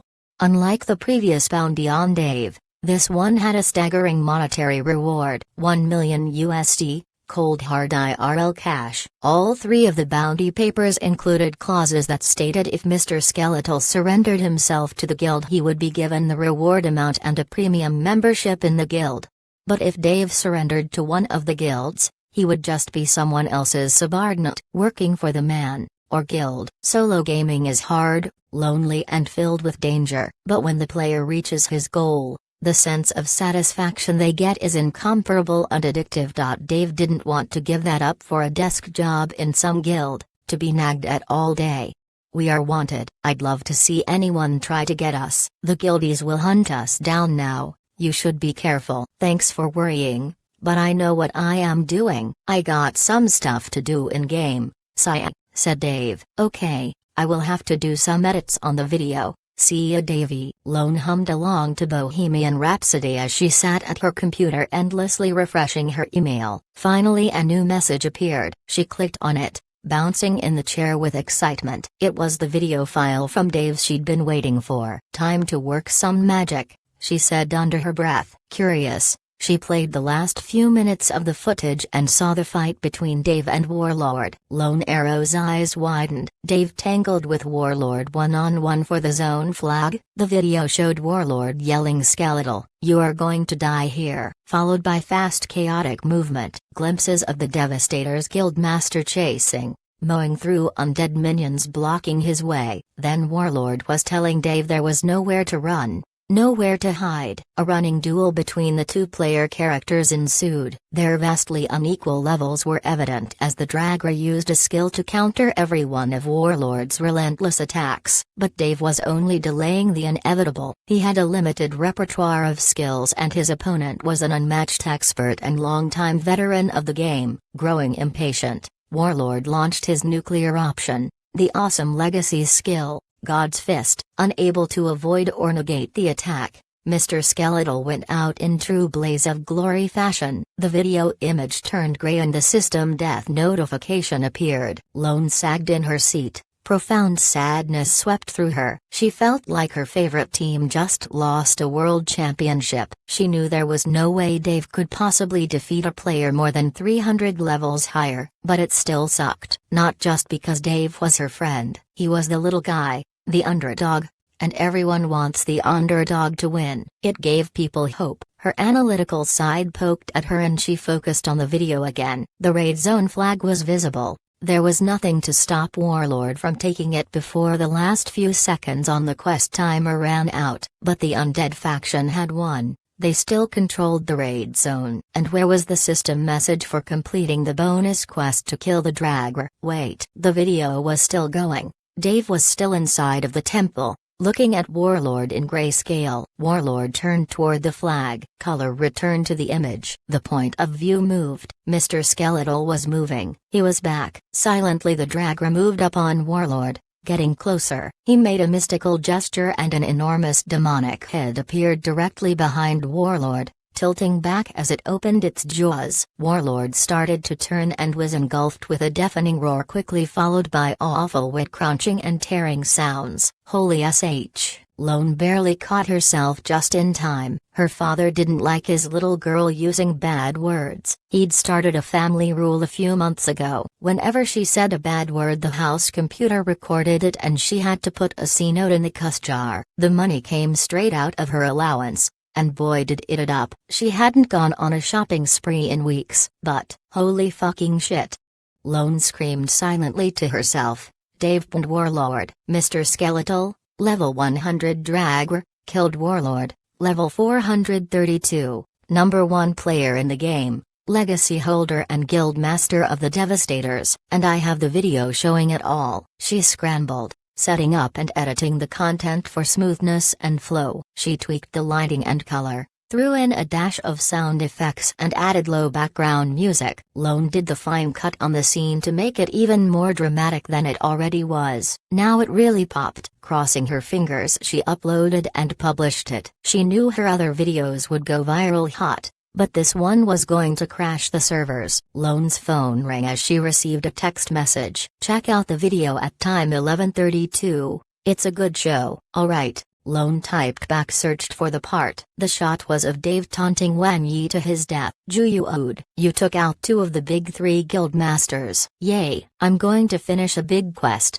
so I will be off the radar for a while. Same here, I need to grind out my legacy quest, and level up. Okay, L8RS. Typed Dave. Lone's eyes perked when a notification popped in her screen. The video's up. Dave slept deeply and woke up feeling refreshed. He started some eggs for breakfast and sipped his morning coffee while they cooked. Dave looked at the forums and enjoyed the comments. Many low-level players were actually dissing the haters from the 3 super guilds who were insulting and downgrading Mr. Skeletal's achievements.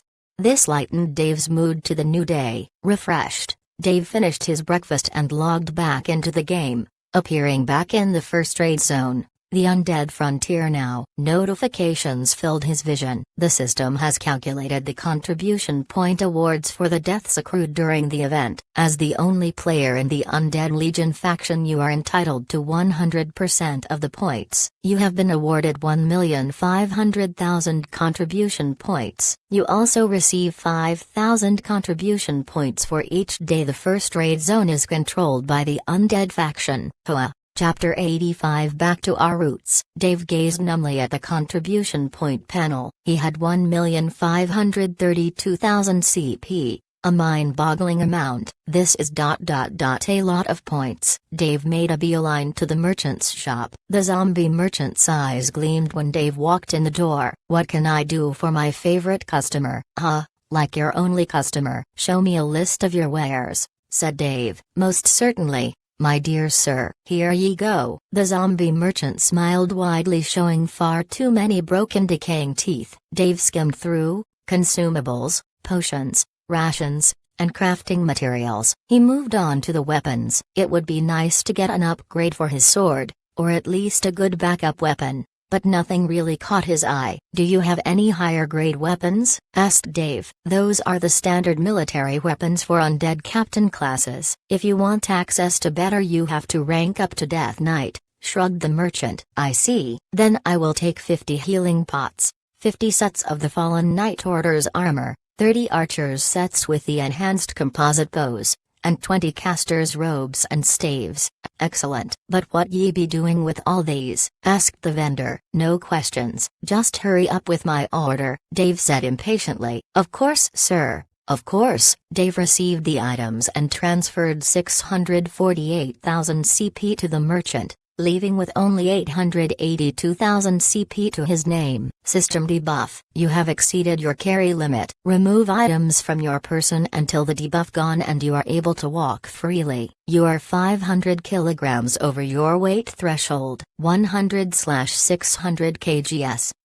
The 100 kilograms weight limit. I totally forgot about that. Dave tried to walk but couldn't move at all. He summoned his undead into the store and one by one gave each of them a set of armor and equipment. They stood motionless around Dave, holding the armor and weapons he'd passed to each of them. 100 pairs of eerie undead eyes locked on him. Dave was starting to get creeped out. "What is wrong with you guys? Equip your stuff." From behind him came an answer, in a broken, hoarse, hissing voice. It was a voice not meant for words at all. No (1) givsss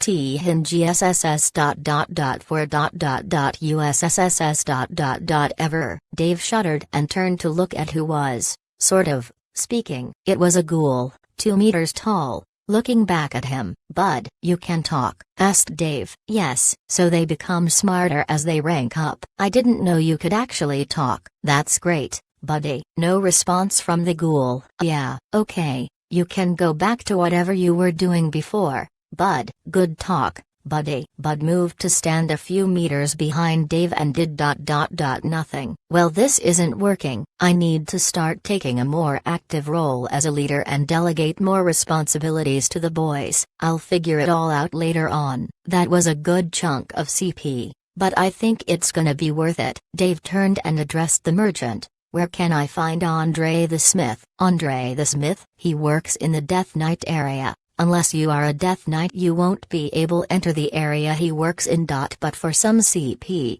I can set up a meeting with him." The vendor had a greedy grin on his face. Dave swore under his breath. "Damn this greedy bastard." "How much?" asked Dave. 10,000 CP to set up the meeting. The amount would have been absurd and impossible to Dave just a few hours ago. Now, he had CP to burn, but he wasn't going to pay the first asking price like some chump. Dave gave the merchant a hard look. 10,000? That's crazy. It's way too much. "Alright, since you're a pal, I can discount it for yours. 9,999 CP. Dave brows furrowed. He waited, thinking the guy was joking, but the zombie merchant didn't crack a smile. In the end, the merchant wouldn't budge and Dave paid the friendly discount price. A notification popped up. "Andre the Smith is waiting for you inside the temple of the first raid zone. You have 10 minutes before Andre leaves the temple." Dave turned and rushed to the temple area. He saw a burly armed, grizzled old undead standing in the middle of the temple, and next to him was a woman. "Delvina." "So this is the lad that's been shaking things up a bit. It's good to see the new blood doing meritorious deeds for the Legion," said the man. "Hello, you must be Andre. But, how are you here, Delvina?" "I thought you were." "As long as the Death Heart remains, we do not die the true death," the Death Knight answered with a smirk. Dave didn't know what the Death Heart was, but he remembered the king stabbing the heart he'd torn out of his own daughter with an eerie dagger.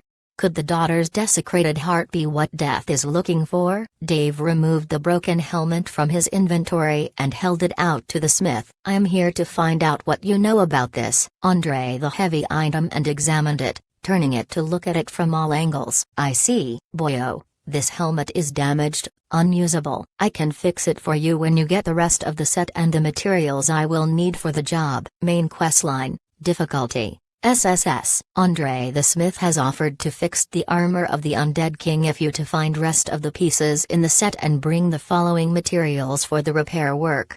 Bones of a king, must be killed by you. 5x unicorn's horn. 100x adamantine filaments. Ramsh's blood. 10 liters. 100x silver hydra's scales. 1x black dragon's heart. Dave's eyes almost popped out of his head when he saw the list. Finding the rest of the armor was going to be bad enough. That is ridiculous. Boyo, that armor set is one of the best forged in this world. It was made for a great king. I am the only one who can repair that armor cause I am the one who made it, and I can only fix it up for you if I have the items on that list. Dave sighed. Another quest he was too low level to do yet. Dave could get loaned to buy the adamantine filament and unicorn horn from the auction house for him, but he knew the prices were going to be exorbitant. As for a king's bones, that would be difficult. Not to mention the Hydra's scales or the black dragon heart. Those creatures hadn't even been discovered conquest yet,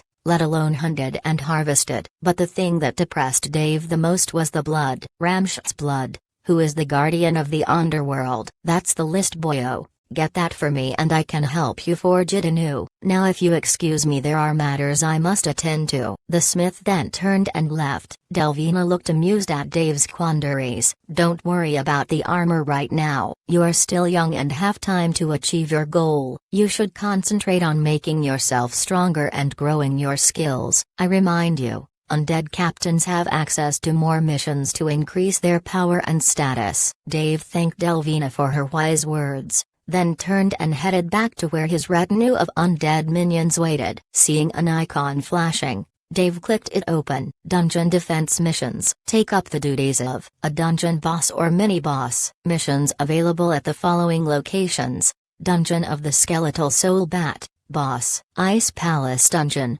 Boss. Mustakrakish's Desert Palace, Mini-Boss. Desolate Temple, Boss. The dungeons were all places Dave had been to before, but what caught his eye was the last option. "That's the dungeon that led me to the Dead Realm. It's the dungeon where this all started." For Dave, seeing that dungeon's name was nostalgic. Even though it had only been 2 weeks of playtime for Dave, it felt like a fond, distant memory. Dave selected the Desolate Temple and was directed to another panel. "You have chosen to be summoned as a dungeon boss in the Desolate Temple dungeon. Your mission is to safeguard the dungeon for 24 hours. Game time. Your stats will be temporarily modified to correspond to the dungeon level. Do you accept?" "Why the hell not? Make me a boss." Dave pressed Y and disappeared from the raid zone. Chapter 86. Fancy meeting you here. Dave appeared in the middle of a dimly lit hall. He had been here before with Bonebreaker and Stainless Steel. They'd opened a concealed door in one of the walls, the secret entrance to the hidden chamber where they encountered Dedra. But now the wall with the door in it was blocked with fallen rubble. Massive fragments of stone masonry and broken pillars choked off access.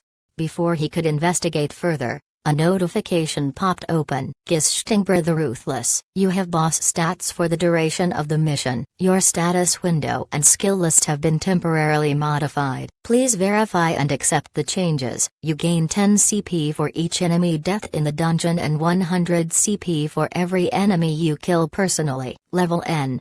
A class boss class. Name Gistingbra. Race undead. Health 250,000. Mana 50,000. Stamina unlimited. Rage. Focus 1000. Intelligence 260 plus 200. Wisdom 310 plus 200. Dexterity 260 plus 200. Agility 260 plus 200. Vitality 25,000. Strength 260 plus 200. Magic absorption 2000. Damage nullification 4000. Immunity 20% plus 5%. HP regen 0.1 per second plus 500. Mana regen 1.1 per second plus 500. Stamina regen plus Rage. Focus regen 20 per second. Title Ruthless. Your character class and skills are disabled for the duration of the mission. You can use the following skills during the mission. Call to arms. You can summon your minions in numbers equal to the enemies you face up to a maximum of 10 minions. The minions will be summoned in the order of most advanced to the least. Decimating Slash. 400% bonus weapon damage to single targets. Cool down. 40-second. Shield Bash. 1000 points flat damage and applies a knockback effect. If the player with the knockback effect collides with terrain, they will be stunned for 2 seconds, taking another 1000 flat damage. If the player with the knockback effect hits another enemy, both enemies take 1000 points of flat damage. Cool down. 20-second. War Cry. Increases minions' damage by 200% for 60 seconds. Rage. Passive. When HP drops below 10%, adds 200% bonus damage. Boss Prestige. Increases size and reach. Your avatar exudes a aura that inflicts a mild fear status effect. Do you accept the changes? Please note, declining will reset your character to its previous stat levels, but will not cancel the mission. You may cancel the mission for the price of 10,000 CP. But your reputation with the undead will be affected. Why not? Dave pressed accept and his avatar started growing. In a few moments, Dave's body was twice his normal height. Yeah, I could get used to being this big. Dave looked at his new stat tables again. and saw the grayed out original skill list. Damn, not having my regular skills is a bummer. I've learned their strengths and weaknesses. Now I have to get used to all new skills. Wait a second. Dave rubbed his earring, discovering he still had the zealot skill from Drama's gift. He was also still able to split his sword and use its ability, Soul Burn. The Ring of the Ruined King was still usable too, though after his adventures in the underworld the Ghost Knight's levels were rather low now relative to his own. Dave turned to resume his investigation of the desolate temple. The whole dungeon was like a maze, filled with sarcophaguses and decrepit old tombs. Seeing nothing of interest, he began to wander around the dungeon, hoping to discover something he missed the first time he went through this dungeon.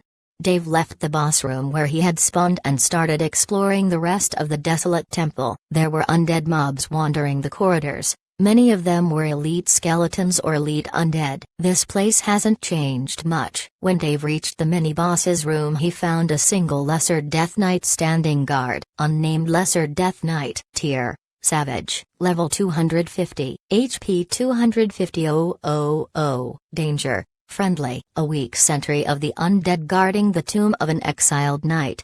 This guy didn't have the flavor text last time. Hey man, said Dave. The Lesser Death Knight turned to look at Dave. Sir, how may I serve? Asked the Death Knight humbly. Oh, so he considers me his superior even though his rank is higher than mine. I think it's because I have the boss title. Tell me about this dungeon. Yes, sir. You must be new, sir. This is the resting place of an old servant to the undead king. It seems more like a prison than a resting place for a loyal follower, Dave said. Indeed, sir. The king exiled the servant. We are here to guard this place so that the servant does not escape. I guess he doesn't know Dedra already passed on. Very well, I'm going to look around. Keep up the good work. Dave gave the guard guy a thumbs up. Sir, that is the dungeon's exit. You might encounter some trespassers. It could be dangerous, the Death Knight cautioned after seeing the direction Dave was taking.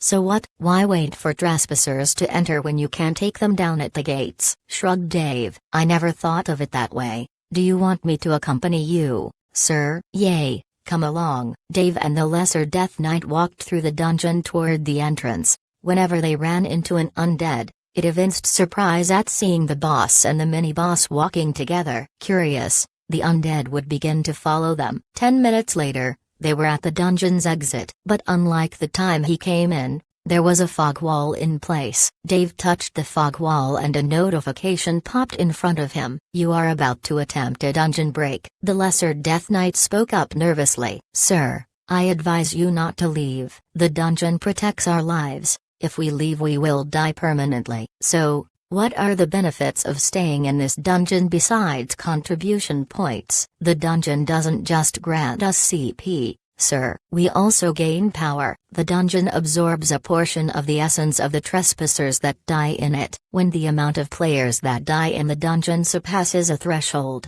the dungeon will distribute the essence gained from the slain to us, and we will grow stronger with time. I think he means EXP when he says essence, which would mean dungeons are able to absorb EXP from players. But I've never gotten EXP from killing players.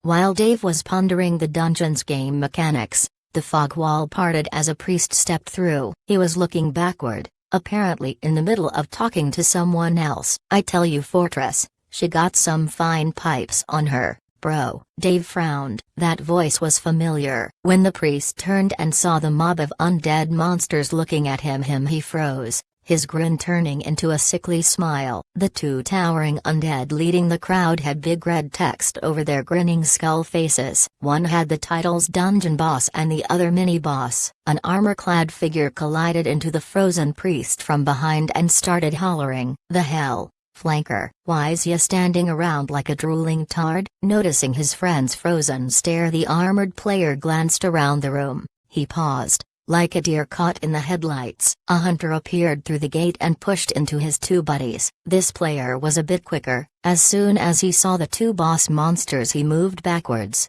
Yeah, bye-bye. Wait, Dave said. The three players' eyes bulged. There's a saying, once is happenstance, twice is coincidence, three times is enemy action. A good villain. I happen to like gold too, Dave spoke, grinning. Why is the boss talking to us? Asked the priest. Good villain? Gold? The armored one asked at the same time, scratching at his helmet. That's obviously Mr. Skeletal. Look at his damned beard, the hunter said in a pedantic tone. Hey, your hunter skills stand you in good stead. Dave smirked. Sir, should I kill them now? Asked the Lesser Death Knight. Number. At least, not yet. I may find some use for the TNT. Dave was intrigued. This was the third time he'd met them. The first 2 times were on random missions. This time, he'd chosen his spawn location, yet here they were again. It was too far-fetched to be a coincidence that they were again in the same place and time as Dave. He needed to figure out why it kept happening. The priest and the armored player were chattering. What is the TNT thing he called us? Hang on, if this is Mr. Skeletal,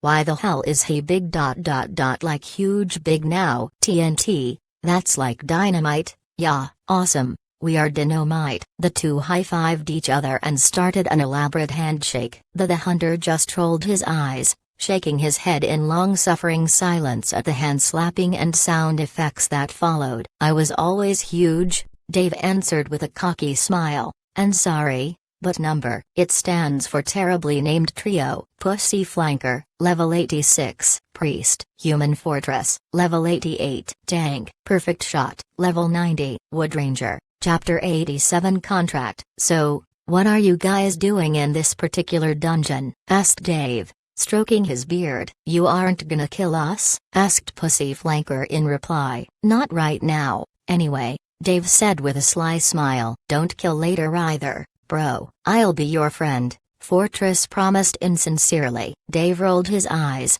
Look, what made you guys come to this specific dungeon? We were helping this guy on a quest, said Perfect Shot, pointing at Pussy Flanker. The bishop in Capital City asked him to investigate the desolate temple. So here we are. That is strange. Why this dungeon of all places and at this time too? Dave spoke pensively. I just got the quest half an hour ago, so I texted my homies to meet up at the dungeon entrance. But man, we didn't expect to meet you here. Half an hour ago? That's about the same time I accepted the boss mission. Is the game I doing this? Perfect Shot interrupted Dave's musings. The whole game server is looking for you, bro. Aw shit, the $1 million bounty on my head. I'm toast if they tell anyone I am here. I should just kill them and be done with it. The hunter continued. But we aren't going to tell anyone you are here. Perfect Shot turned to his 2 friends and added Right brothers? Right. Wait,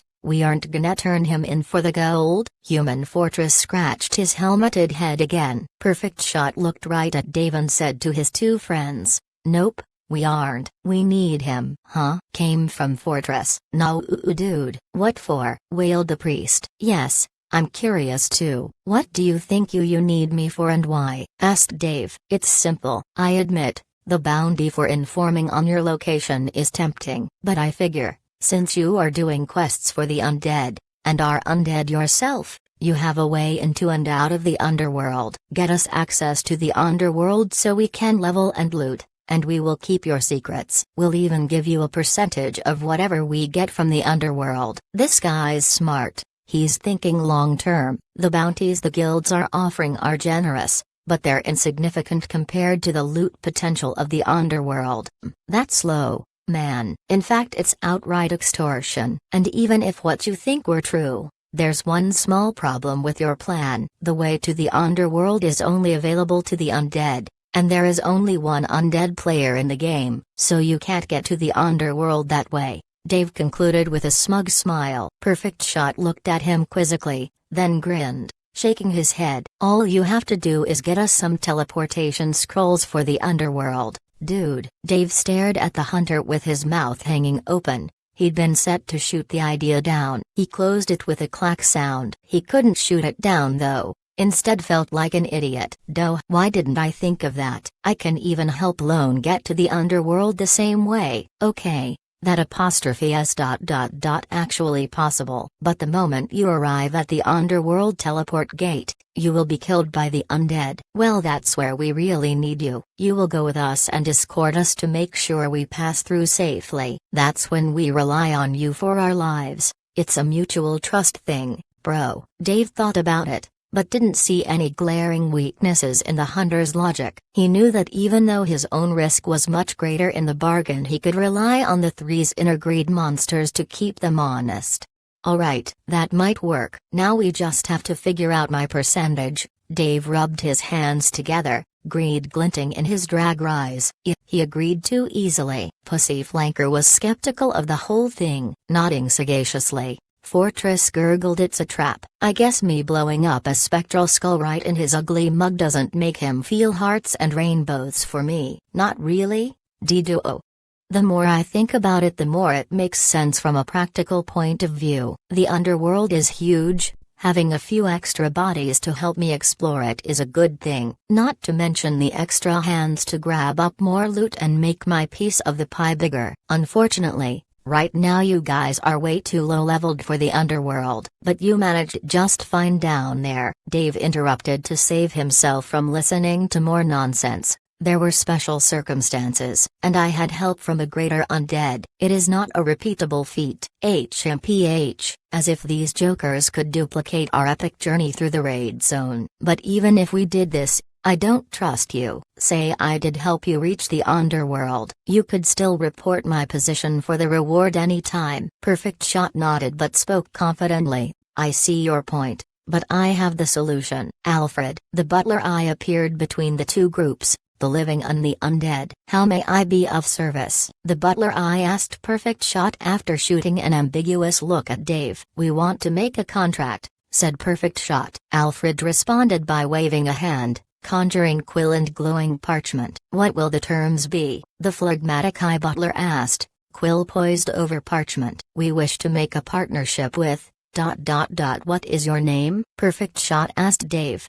Alfred. Is my character's name required for the contract? Dave questioned the eye. If you wish to sign a contract, a name must be used. As you are currently in undead form, you may use your current name to sign the contract. Violating the terms of the contract will have the same repercussions for your original character. Alright, use Gistingbra then, said Dave. Perfect Shot nodded. Okay, the three of us will not divulge the current location or any other information about Gistingbra. Ahem, Perfect Shot pointed at the dragger, for the purpose of profit until we mutually agree to dissolve the contract. In return he will supply us with teleport scrolls to teleport to the underworld and escort us safely through the undead so that we can explore and gather resources in the area and anywhere else we can reach from that location. In return we will give him 20% of the gold or item value in gold of any and everything that we obtain in the underworld and other locations. If he participates in exploring and gathering, he is entitled to an equal share of the gold and resources we gather during the duration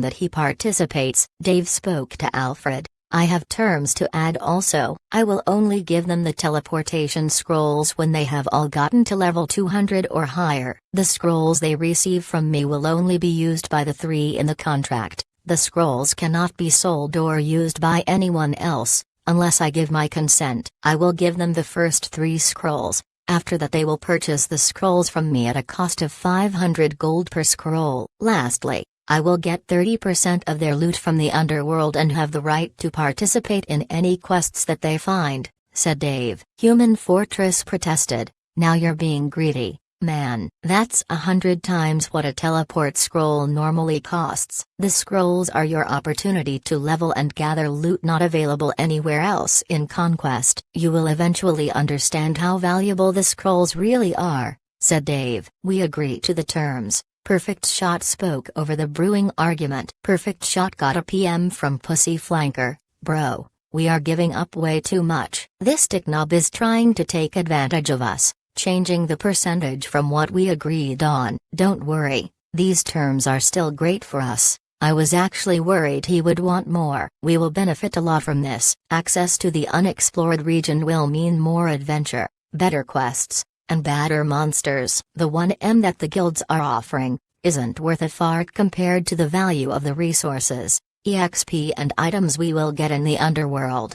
Alfred spoke in officious tones. These are the terms and the consequences of violating the terms. If any one of the three of you communicate in any way the current or future location of Gistingpra to any player, the accounts of all three of you will be terminated. Intentional non-disclosure of items and resources recovered in the underworld will have the same penalty. The same penalty applies to Gistingpra if he does not fulfill the conditions as written in the contract, providing the three players, Pussy Flanker Human Fortress, Perfect Shot, with the first 3 scrolls to teleport to the raid zone for free, and the rest at the agreed-upon price. In the event of a difference in interpretation of the contract or a dispute between parties, you will summon me as arbiter. My decisions and judgments regarding any and all disputes will be final and irrevocable. Please note that if an account is terminated, the game will permanently ban you from access to Conquest. The 4 contractors will remain in-game and in this general location for the next 24 hours of game time to ensure the contract is adhered to. Dave reviewed the contract. "Do you agree to the terms?" asked the butler. "We do," said Perfect Shot and signed his name. The other 2 players looked at each other, then shrugged and signed the contract. Dave scrawled his signature last and a notification popped up in front of him. "You are bound by contract with the players, Pussy Flanker, Perfect Shot, Human Fortress. Please follow the terms and conditions as laid out in the contract. Any violations will result in your account being terminated." Alfred handed each of them a copy of the contract then winked out. "What is the quest you guys came here for?" asked Dave. "Oh, we are here to look for some Undead King's breastplate," said Pussy Flanker. "Main quest update. Quest difficulty SSS. You obtained information about the armor set of the Undead King. You have found a lead to the breastplate." "Wait, what? How are these 3 jokers involved in my main quest line?" Chapter 88 A Strange Quest. "What are the requirements for your quest?" asked Dave, looking doubtfully at the TNT. His quest was an SSS tier quest. A game-changing event. One of the TNT getting a related quest was far beyond coincidence. The quest is to investigate this temple. It has a B rating, because the boss is level 250. "But we came up with a strategy that wait, you're the dungeon boss?" asked Perfect Shot. "Yep. Maybe he'll drop the item if we kill, if he dies," Pussy Flanker thought out loud, rather indiscreetly. "I don't have it on me. And even if I did, I doubt the 3 of you could beat me." Dave laughed. "Stop, no one is ganking anyone." "Show us the quest info," said Perfect Shot addressing Pussy Flanker. "Divine undertaking. Investigate the ruins at the desolate temple near Moria City. Mission rating, B. Chain quest. It is rumored that an old knight was imprisoned by the foul Undead King in the desolate temple. The knight was rumored to have obtained the breastplate of the Undead King's armor before disappearing. The church tasks you to find any information you can about the breastplate. So that means maybe Dedra had the chest piece, but his chamber was destroyed, and I didn't see any bits of armor, breastplate or no, at the time. I don't see where the quest is telling us to kill the boss." "Let's look around and see if we find anything," said Perfect Shot. "Hey you. Do you know anything about this breastplate?" Dave turned to ask the Lesser Death Knight. The Death Knight pondered a moment then shook his head saying, "No sir, I have spent a lot of time here and have not seen anything of the sort. I would have reported it." "Let's just look around first, we might discover something," said Dave as a thought flashed in his mind. The group headed deeper into the dungeon, looking for anything out of the ordinary. Dave walked briskly, as if he had a goal in mind. Falling behind him, the others hurried to catch up. "Hey mate, you're skipping over a lot of ground there." "Slow and steady wins the race," Fortress remarked. "I know a likely place to look." "Better to start with that than to waste time with a brute force search,"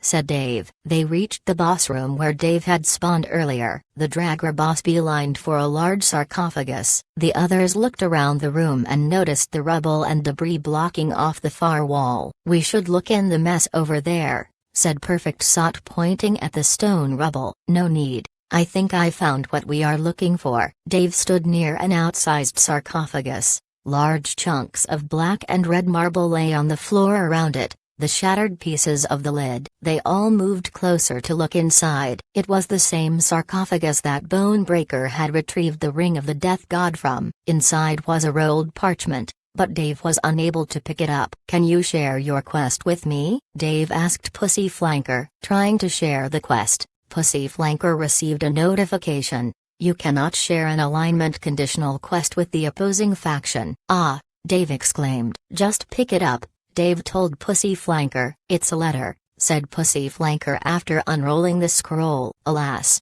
I have failed. I have tried but was not able to kill the king. I was not able to wound him even with the death god's blessing. The relic was just too powerful. The power of the death heart gives him immortality. Not even death herself can kill him. But all is not lost. We have stolen several pieces of his armor, crippling his power to an extent. If you seek his downfall, you will not find it here. Find the Order of the Black Skull. They guard what you seek." The Black Skull Order are acolytes of a hidden deity. They were once members of the Undead Legion, however, they betrayed our king and joined a loathsome cult. They thrive on creating carnage and destruction among the dead and the living. The members of the Order loathe the undead. Despite that, their aid will not come freely. The Black Skull Order are a vile group, but they will still assist you once you prove to be of use to them. Do not trust them. The members of the Order hide themselves well. All I found is that they are based somewhere in the southern desert. By my hand,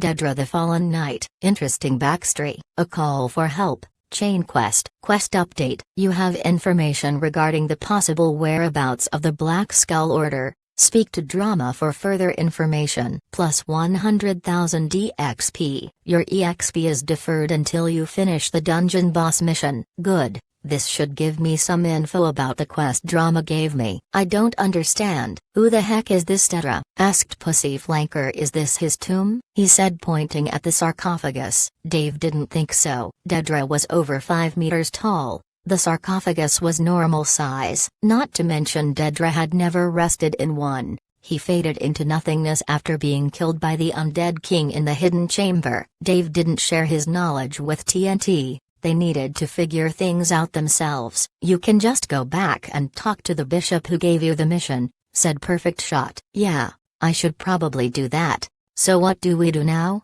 Pussy Flanker looked at Dave. "Well, none of us can leave the game for 24 hours, and I'm stuck as the boss of the dungeon for the duration. He is not going to do anything to us." "This is abduction," said Pussy Flanker as he backed away from Dave. "Shut up, will ya? It's only 24 game hours. I was supposed to meet Tess IRL a couple hours from now. Why don't hear me whinging?" "We can farm some EXP, smash up some skeletons," said Human Fortress. "What if I need to take a piss?" whined Pussy Flanker. "Don't even try that, Flank. You're hooked up to tubes like an astronaut in your V2 capsule. I know you're good to stay logged for the next 72 hours. Scolded Human Fortress. "V2 capsule? What's that?" said Dave. "It's the new full immersion VR game pod. Instead a helmet, it's an enclosed capsule you lie down in. Cool stuff. Just came out on the market. Costs a pretty penny too,"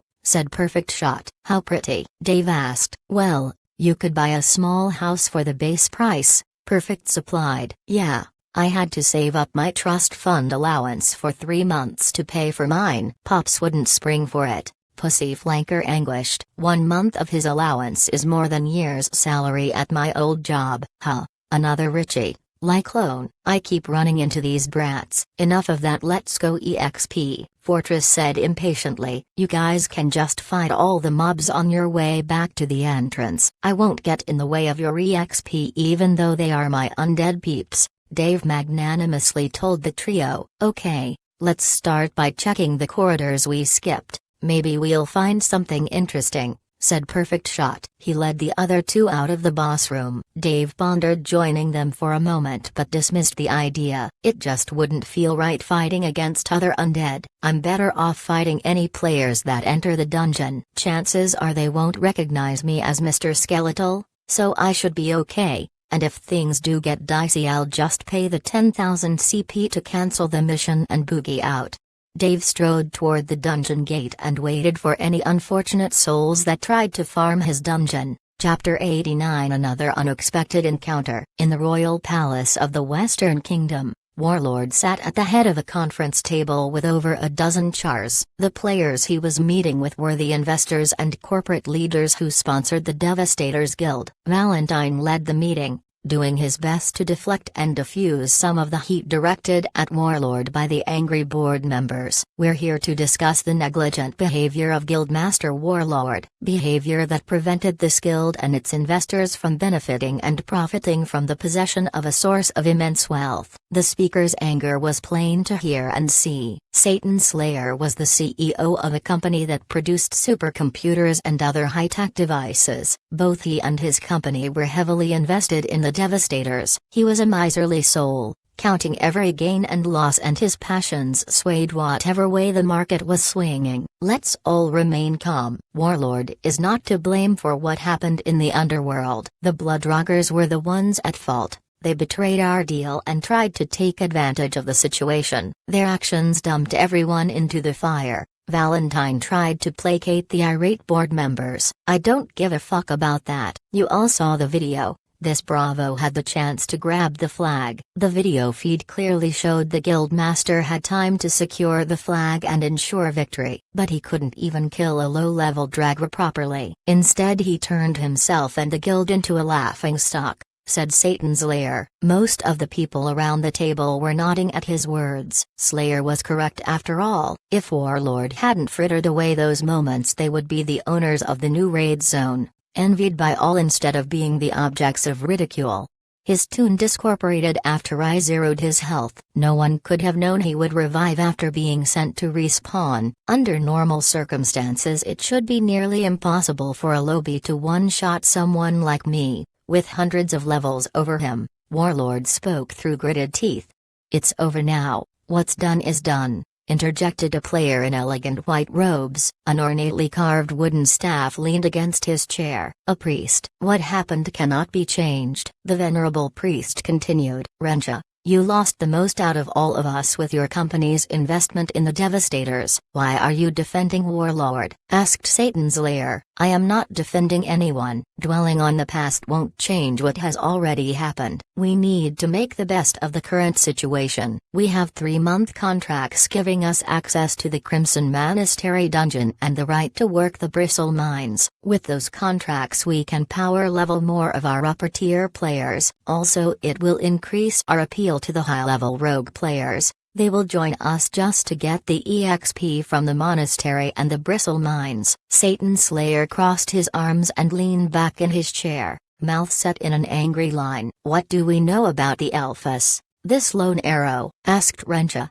changing the subject. I found something interesting when I investigated her, said Valentine. Everybody leaned forward, hanging on Valentine's next words. She is untouchable. What? Some of the assembled players yelled out. Others relaxed back into their seats. What do you mean? Asked Rencha. We have discovered her identity. Apparently she has connections with some of the guild members. We looked into her background. Her name is Zoe Silvana. She is the daughter of Dante Silvana. Dante Monsta Silvana, the weapons dealer. I thought he was arrested and sent up for the next 2 decades. Satan Slayer was clearly upset about the news. That was a sham for the public. He is too valuable in certain circles to be behind bars. The movers and shakers always have a use for someone like him. Plausible deniability or negotiations they do not want to be associated with. So the dragger is related to her, probably a family member. So he's also untouchable. I highly doubt that, though it is not impossible. We have no information regarding his present whereabouts, where he came from, or his previous affiliations with guilds or other organizations, if any. We even investigated the 3 players that were in some of the earlier videos that he posted online, but we didn't find any concrete information. It is like he appeared out of nowhere, just some random new player with no connections or backing. Valentine finished musingly with a slight smile. An alpha sitting next to Valentine spoke in a lovely contralto voice. Maybe he's some kind of super eye, an entity created by the game to shake things up, upset the balance. Valentine shook his head. We reviewed and analyzed his behavior and speech patterns. According to every measure available, he is human. This was only the first raid zone discovered in the underworld. There will be more. We are searching for other entryways to the underworld. We also hired, it's just business, to track down Mr. Skeletal. Their legacy player accepted the contract. The priest, Rensha, nodded. The Shadow Assassin legacy holder is a wily player. It was thanks to her we rule here in the Western Kingdom now. He smacked the table. We contracted with her to assassinate the old king, which was part of the quest to claim the kingdom as Devastator's HQ. If anyone can track the Dragger down, she can, especially with her skill set. Without knowing a player's true name, I don't think it is possible, but who knows, maybe you are right and she can track him, but killing him is not worth it, said Warlord. Valentine nodded. Killing the Dragger is only a last resort, getting him to join us is preferable. If he does end up joining us, he can supply us with teleport scrolls to the underworld. We would have access before anyone else and eliminate our dependence on finding a new gate, at least for the immediate future. Given sole access to the underworld, and sometime we will conquer the underworld and in due course the whole of Conquest itself. Dave stood watch near the dungeon gate. He'd been yawning for the last hour. Damn. It's been 6 hours and not one player has shown up. So effing bored. I'm not doing this crap again. I can't afford to if I want to level up. I sent the TNT the moment I came here. This would only mean that he can send any powerhouse from any guild using a quest and take me out if he ever wanted to.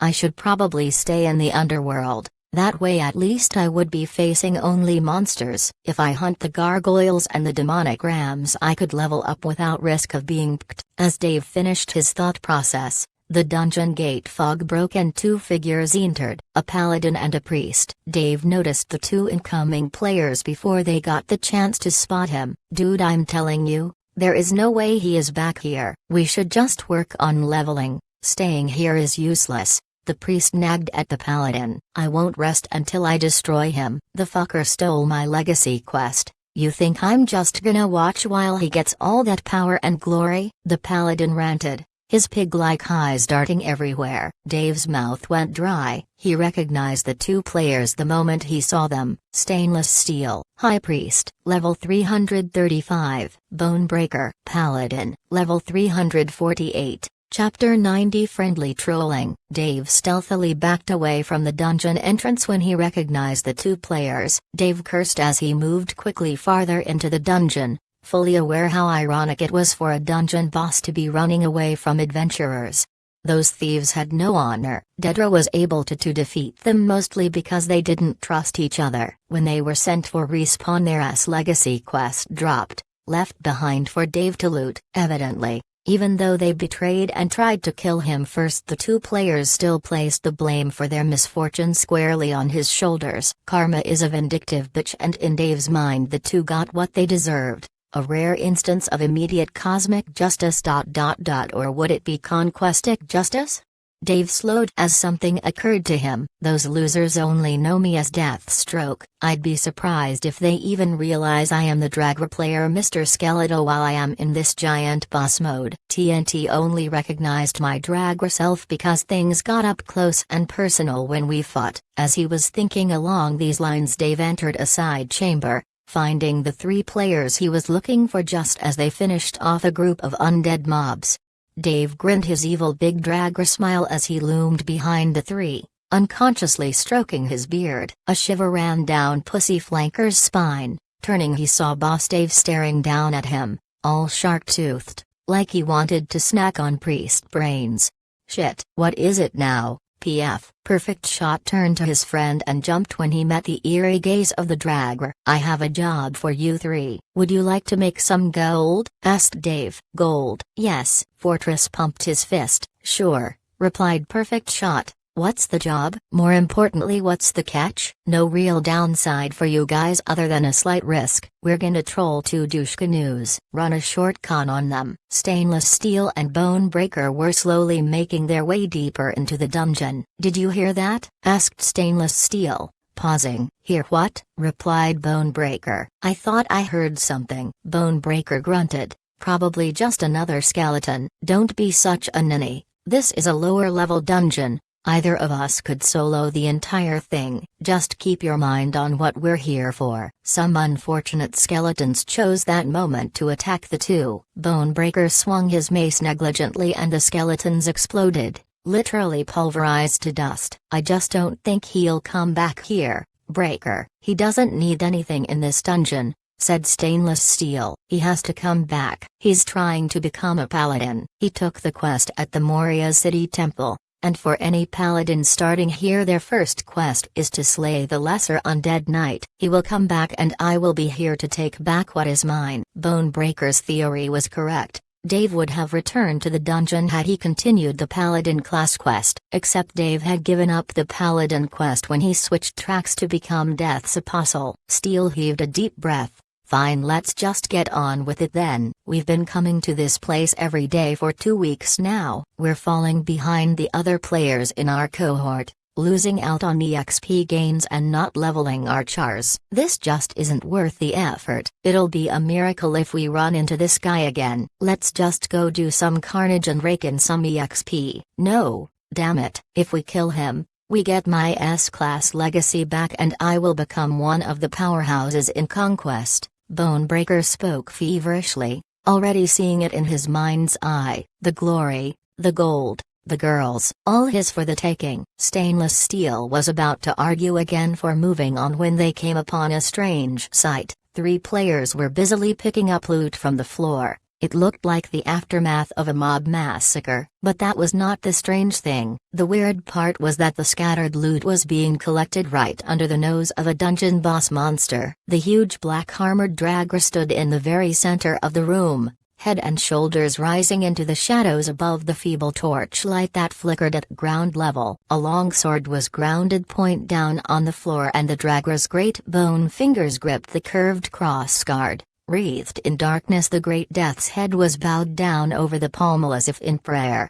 The red script above the giant-sized dragger clearly identified this thing both by title and description as a dungeon boss, but it wasn't making a move to attack the players gambling around its bony feet. What the hell is going on? This isn't the boss room. Stainless Steel was puzzled. We've run this dungeon all the way through dozens of times and never seen anything like this. Whoa, triple centuries, and they are looking at us. What are they doing here? The priest was practically fanboying. I don't know. This is a low-level dungeon. Maybe they have a quest or something. The tank-looking Lobby replied. The hunter ignored his 2 companions and addressed Stainless Steel and Bonebreaker. Yeah, brothers, what's up? We'll clear out if we're in your way. No need to get hostile, the loot is nothing to get excited over. Bonebreaker sneered at the hunter. Shut up, scrub. Just tell us why that boss is ignoring you. You're standing right under his sword but there's no aggro from him. What are you talking about,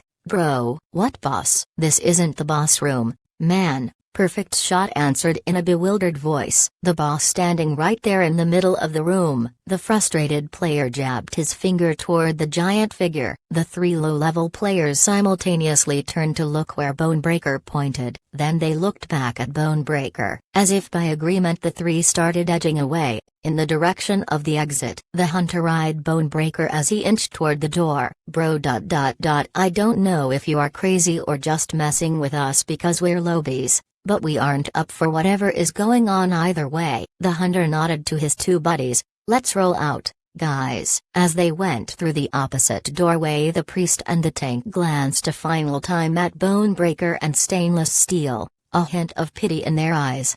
That's some weird shit. I am seeing a boss though, right? Said Bonebreaker, wondering if there were some other explanation for what he was seeing. I don't know what those idiots were smoking, but I can see the boss just fine, said Stainless Steel. Let's zero it out and see what's up. When Dave heard the 2 decide to zero down his HP, his heart started pounding against his desiccated ribs, but he stuck to the plan. TNT's acting had been perfect. He wouldn't waste this opportunity. When the players entered his aggro range, Dave looked up, his eerie blue gaze drilling into Bonebreaker's eyes. Finally, you return, Dave boomed. It can speak? Stainless Steel was surprised. Fools, the giant dragger roared, glaring at the 2 players. You freed Dedra, releasing that which was never to be allowed to enter the world. Because of you, the legacy of death is in the hands of the enemy. Let's just get us some boss loot from this turd, said Stainless Steel. I don't like it when monsters talk too much. Hold on, Steel. I smell a quest line coming, said Bonebreaker. Bonebreaker looked at the dragger. What is the legacy of death? Dave silently exulted behind his skull face. The hook was set. I am the guardian of the legacy. Because of you and your actions, the very fabric of this world is at risk. The one who stole the legacy is now roaming the underworld. I cannot leave this place to retrieve it. Wait, you can see him? Asked Bonebreaker, excitement tinging his voice. Of course, I am the guardian of the legacy. Wherever it goes in the world, I can see it and its surroundings. Dave could practically see the wheels in Bonebreaker's mind spinning madly. Now he was reeling the sucker in. He almost broke his roll and grinned, but caught himself in time. Bonebreaker sent a private message to Stainless Steel. Dude, this is our chance. This has to be a hidden quest to get my legacy back. If he helps us track Deathstroke, we can kill him and reclaim it. I don't know, man. It could also be a trap, replied Stainless Steel. Have you ever heard of an NPC that lied about giving a quest? Clearly this guy is not happy with how things are and wants to fix them. And remember, those three lobies didn't see the boss right in front of them. This guardian boss thing must be a hidden quest giver that's only visible to players involved with the stolen legacy. Come on, Breaker. That's a lot of speculation. This is my chance to get back what is mine. I'm going to do it, said Bonebreaker. Bonebreaker looked at the dragger. You, guardian, tell us where he is. You dare speak to me thus, worm? Dave roared. Surprisingly, it amplified the game's fear effects. Bonebreaker backpedaled from the blast of sound. He felt his mouth go dry and his heartbeat jarring his chest. He was only human after all. You dare to order me around, the boss continued. I am sorry, I didn't mean to. I am just eager to catch the thief. I promise if you tell us how to find him, we will catch him for you and bring him to justice, said the paladin. Justice, you say? You mortals and your petty noises. Frightened little animals trying to make sense of what is around you. We are the undead. We are beyond your silly ideas. The giant dragger paused and mumbled to itself. However, it's true, I do need help. I cannot even leave this place to gather materials for the tracking amulet. Tracking amulet? Asked Bonebreaker, hope surging into him. Yes, an item only the undead can create. It detects the emanations of death. The legacy is infused with death energy. Using the amulet, you could follow the trail of the legacy. Unfortunately, creating it requires materials not available to me here. What do you need to create the amulet? Asked Bonebreaker eagerly. To create the amulet, I need 5 unicorn horns and as many adamantine filaments as you can. You have 16 hours to bring them to me, said the giant dragger. Then he closed his eyes and slowly returned to the somnolent posture in which they had found him. Bonebreaker was taken aback. Unicorn horn was expensive shit, and he didn't even know if he could get adamantine filament at the auction house. And why wasn't there a quest table? This was also strange. But this guardian thing was definitely an NPC. The boss tag over the giant dragger's head was unmistakable and inimitable. Let's go, Steel. We don't have much time, said Bonebreaker. He turned and walked back in the direction of the dungeon exit without even waiting to see if the other player followed. Finally, a breakthrough. His hope was renewed. He would get his legacy back and use it to reach the heights of greatness. Stainless Steel interrupted his fantasizing. I don't know, man. It's really fishy. I know. But this is our only hope. No matter what happens, that thing is definitely a boss. If worse comes to worse, we can just kill it. Those items for the amulet are high ticket. Usually only guilds or crafting houses buy them. That kind of high ticket, said Stainless Steel. Usually, yes, but it's an S-class legacy quest. The price of the items the boss needs only reinforces the legitimacy of the quest. Whatever, man. It's your gold. The two players unknowingly left the giant dragger shaking silently as he stood in the center of the room, barely able to restrain his mirth from bursting out too soon and ruining his little con game.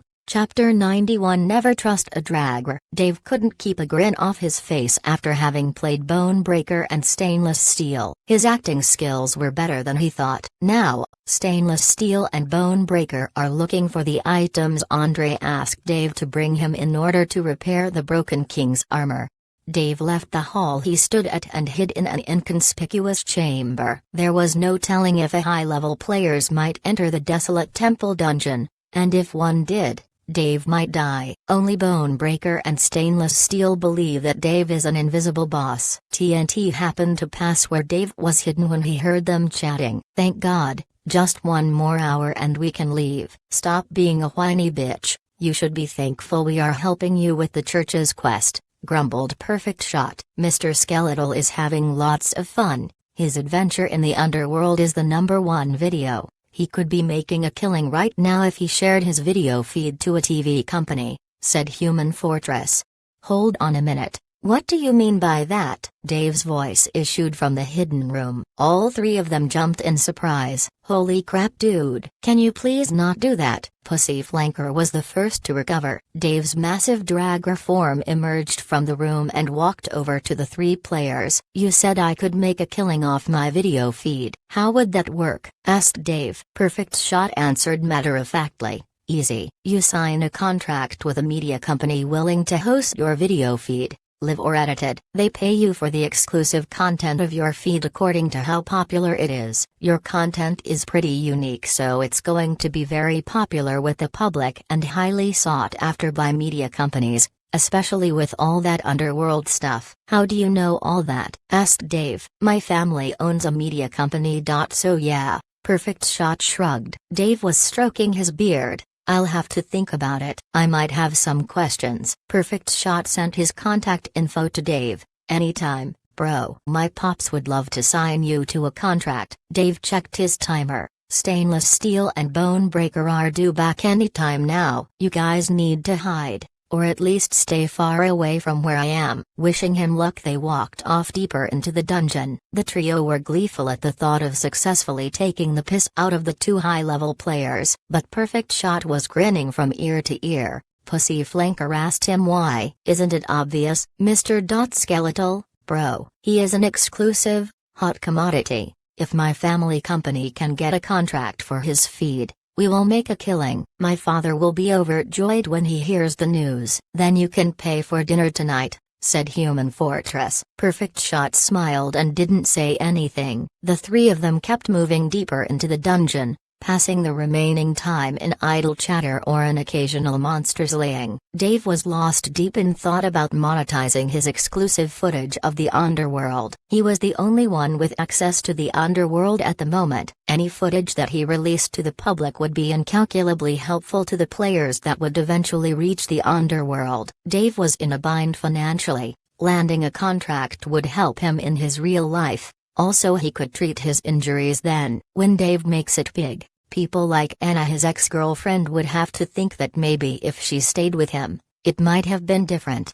Dave's daydreaming was interrupted by the sound of footsteps. Where is that weird boss? I told you it was a hoax. The agitated voice of Stainless Steel came from the corridor. He has to be here. There is no way a quest giver would just disappear, Bone Breaker replied, desperately clinging to his last shred of hope. Maybe he was killed off, suggested Stainless Steel. No, I don't know why, but we are the only ones who can see the monster. Maybe it's because I had the legacy quest. Deathstroke has the legacy. Maybe the boss already found him. Stainless Steel added more worries to Bone Breaker's basket. No, I don't think so. Deathstroke didn't have the levels to take on the boss. He hasn't logged in since the day he stole the legacy. The kill order I used on him has yet to notify me that it become active and it's tracking Deathstroke. Unless he logs back in, it will remain idle. Hang on. You used a kill order on him? Then why the hell were we coming here every fucking day? Shouted Stainless Steel. Bone Breaker stuttered before saying, we are coming here to catch him if he logs in, of course. Stainless Steel face-bombed before saying, you ignorant twat. If you used a kill order you would have been notified the moment he logs back in, then we chase after him. Also, are you fucking out of your stinking fucking mind? What if someone else kills Deathstroke? You just fucking handed everyone in the game a free S-Class Legacy ticket. Oh fuck. Bonebreaker's back went cold when he realized the blunder he made, then instantly went to check his options, wanting to nullify the kill order. "What are you doing?" asked Stainless Steel. "I am removing the kill order," replied Bonebreaker. "No, don't, keep it, but the moment you receive the notification that Deathstroke is back online, you will have to remove the kill order. This way he won't be sought after by others, and we will know that he is back online." "It shouldn't matter anyway, all this we are doing," said Bonebreaker. "The boss said he can track the legacy, so it's obvious that even if Deathstroke is offline there is a way for him to get it for us." Stainless Steel pondered over the words of Bonebreaker and said, "I hope what you say is true. If we don't get that damnable legacy because Deathstroke, there is only you to blame for making us waste so much time." By now the two of them just passed by the chamber where Dave was at, without them looking in it. So Dave could clearly hear that they actually used a kill order on him. One has to know that once a kill order was issued, if the player was killed, the killer will get rewarded with the bounty issued by the instigator of the kill order. And this was an enticing feature since many players will be able to see the kill order emblem high in the sky whenever anyone actually used it, and would be able to track and kill the hunted person wherever he goes. The only disadvantage of the kill order was the fact that if the hunted prey was not killed in a certain time period, he will actually be the one to receive the amount of the bounty issued on him plus an additional fee the longer he survives. Using a kill order on a lobby was a dumb decision, said Stainless Steel. "That was the only way to find him," replied Bonebreaker. "What if he never logs back in?" Stainless Steel said, "I don't know, man, but didn't you hear the boss says that he can track the legacy? It means that probably even without Deathstroke logging back he can still find it. We just need to give him the items we bought to get the legacy. We will know by then," Bonebreaker said. Dave noticed his mandatory 24 hours in-game was up. He could log off whenever he wanted to. Once the two players left the region where Dave was hiding, he decided to head toward the room where he met Bonebreaker and Stainless Steel and wait there. After a few more minutes, the two of them came back, looks of disappointment on their face. But then they saw Dave standing in the middle of the room in the same position. They had passed by this place before but there was no one, and the moment the 16 hours of wait given by the boss was up he appeared.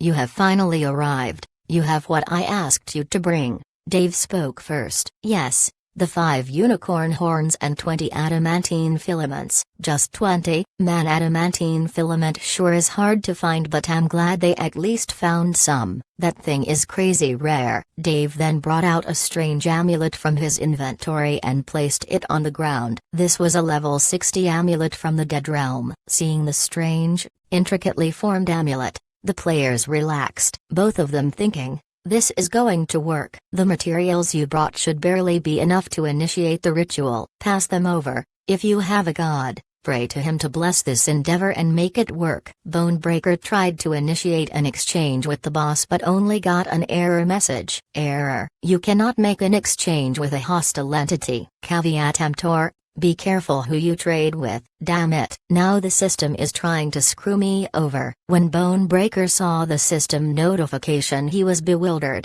"Do not give them to me, fool." "Put them on the floor. I need to start the ritual." "Ah, my bad." Bonebreaker placed the items on the floor. "I will conduct the ritual." "You both have strong holy auras. It will affect the death energy of this ritual. You need to stand clear of the ritual area by at least 30 meters away." Dave exaggerated the distance he needed them to stand away from him, but the two players didn't notice anything. The two players looked at each other, then went back. "About 30 meters," Dave then said. "That is good enough." Dave then locked on all the items, and with a single motion, "Pick up." "Do you wish to leave the desolate temple dungeon?" "Your guardian term has concluded. You will suffer no penalty. The dungeon will award you EXP based on the time you remained active in it." "Why, N?" Dave pressed yes, and in a blinding light, he disappeared, along with the items the two players brought him. Chapter 92 Super Units. Dunlords, momentarily stunned, Bonebreaker and Stainless Steel could only look at the spot where the boss had disappeared. Did the boss just scam them for their items? That wasn't possible. NPCs don't lie to players. Alfred, roared Bonebreaker, seething with rage. The butler eye appeared in front of them. How can I be of service? We were just scammed by an NPC. He took our items and disappeared. Bonebreaker shouted at the eye. That is not possible. One moment while I check the logs, said the butler. The eye's eyes turned milk-white for a moment, then returned back to their original black color. The incident you describe was not an error or glitch. Your poor decision-making and judgment are to blame. You were fully aware that when a quest is issued, the player receives a quest table. Always. You had your doubts about the circumstances that led to this predicament precisely because you did not receive a quest table along with the quest. You even discussed the possibility that the quest was not legitimate. But, because you were greedy, you continued to follow your ill-fated course. Your avarice clouded your judgment and you have no one to blame but yourselves. I am done here. Good gaming to you. The butler disappeared. The two players looked at each other for a moment, then a stream of blasphemous curses and angry threats echoed throughout the chamber. A white light shone in the middle of the area where the undead captains were gathered. Dave was back at the Dead Realm, in the middle of the plaza where hundreds of thousands of undead captains stood next to each other, all looking at the faraway bone palace with reverence in their hollowed eyes. He couldn't help but laugh imagining the expressions on the faces of Bonebreaker and Stainless Steel. For acting as the boss guardian of the desolate temple dungeon, for 24 hours, you have been awarded 240,000 EXP. Level up. You received 2,400 CP. That was a nice chunk of easy EXP. And I hit level 106. I'm definitely doing more of those missions when I can. The rewards are good. Dave smiled, happy with his new stats. But just to be safe, I'm not going to do any more dungeon missions for a while. I need to be stronger in case I run into high-level players. Though I can pay the CP to disappear, it could get costly. The things that have been happening recently are beyond coincidence. It's highly improbable that I'd run into the TNT again like that by chance. For them to so conveniently have a quest that gave me the information I need to find the second piece of armor for my quest is crazy. It seems Alfred is manipulating the game in a biased way, influencing the quests for his own purposes. I don't know what Alfred is doing, what his agenda is, or whether he's helping me or trying to sabotage me. I can't do anything about that right now. I have to focus on what I need to do next. I know the Black Skull Order's location, but I can't go there yet. The area is too high level for me right now. So Drama's quest is going to have to wait. So, I need to stay here in the underworld and do some grinding, go on shoot and loots, do more level appropriate quests. Overall just get stronger and gain levels. There's no need to rush finishing the high-level quests. Dave went to the nearest undead shop, purchased some teleportation scrolls, and inscribed them with the location of the first raid zone, the undead frontier. Dave tore one of the scrolls open and appeared at the temple of the undead frontier. Hundreds of the undead stood in formation as if on high alert while others carried construction material, building troop garrisons and siege weapons. Dave wondered what was going on. It looked like someone had kicked an anthill over. He entered the temple and saw the lovely Delvina issuing orders to her subordinates. "Hey there Delvina," Dave greeted her. "Gisting bruh. You are finally back. I heard you were on Dungeon Guardian duty yesterday. How was it?" she asked in a friendly manner. "It was alright. A bit boring."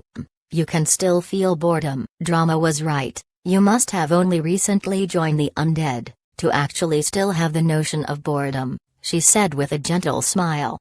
"Delvina, what is going on?" "I saw the undead constructing some barracks," Dave asked. Delvina exhaled a long sigh before she answered Dave. "A squad of Dunlord scouts spotted a demon army headed to the undead frontier. We are preparing for a siege. Now that you are here, I need you to go on a mission for me." asked Delvina. "Sure, "What can I do to help?" Dave asked as he smelled a quest opportunity. "I need you and your battalion to inform Abyssal Knight Lord Samael to send reinforcements." "Isn't the undead army you have here enough to hold the line?" asked Dave. "We are not just here to defend this territory. We will soon begin our push into the second raid zone. The army of Lord Dogla is headed there now. Our objective is to unify all the underworld under the Undead King." "So Lord Dogla, the Abyssal Knight of the Sorcerer faction, is leading the invasion of the second raid zone?" "Yes, the orders came yesterday."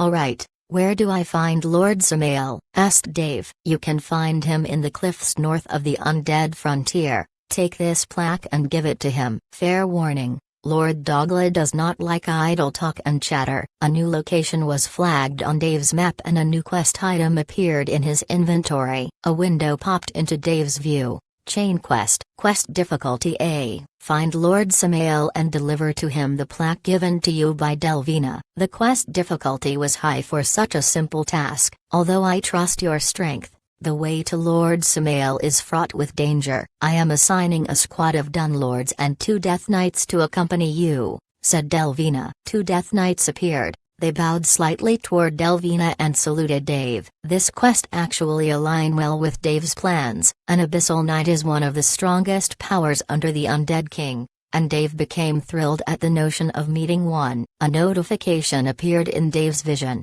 "You can now hire a new type of undead soldier, Dunlord." Dave went into his interface and saw a new icon in the troop acquisition page. The symbol looked like the curled and segmented tail of a scorpion, complete with bulbous stinger on the end. He clicked on the More Information tab and a holographic image with text underneath it appeared. Dave's desiccated eyes nearly popped out of his Dragra skull when he saw the Dunlord in the hologram. It was huge, a chimeric mix of human and giant scorpion. Like a centaur, it had the head and upper torso of a man joined to the chitin armored beast body, except the proportions of the fleshy human torso part were far larger than an average human's, close to ogre size. The Dunlord in the hologram image carried a crossbow the size of a ballista in its human arms. In addition, it had 2 outsized claws that stretched out to the sides and forward of where the upright human torso was, just as a natural scorpion's claws did. A segmented scorpion's tail hung over the elongated beast form,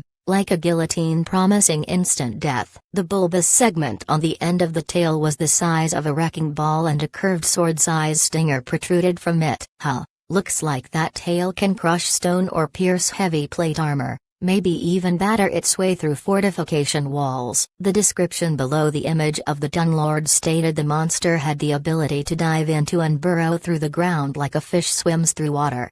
"These guys are total badasses," Dave exclaimed. He looked at the price to hire one of them and almost fainted. "Holy crap, 20,000 CP per unit." Dave summoned his platoon. No, his battalion and his undead minions appeared behind him in an organized procession. The boys at the front. "Alright, let's move out." Chapter 93 Demonic Shadow Tiger. Dave left the undead frontier area and headed to the north. The mountain where Dave was at had a huge lake surrounding it.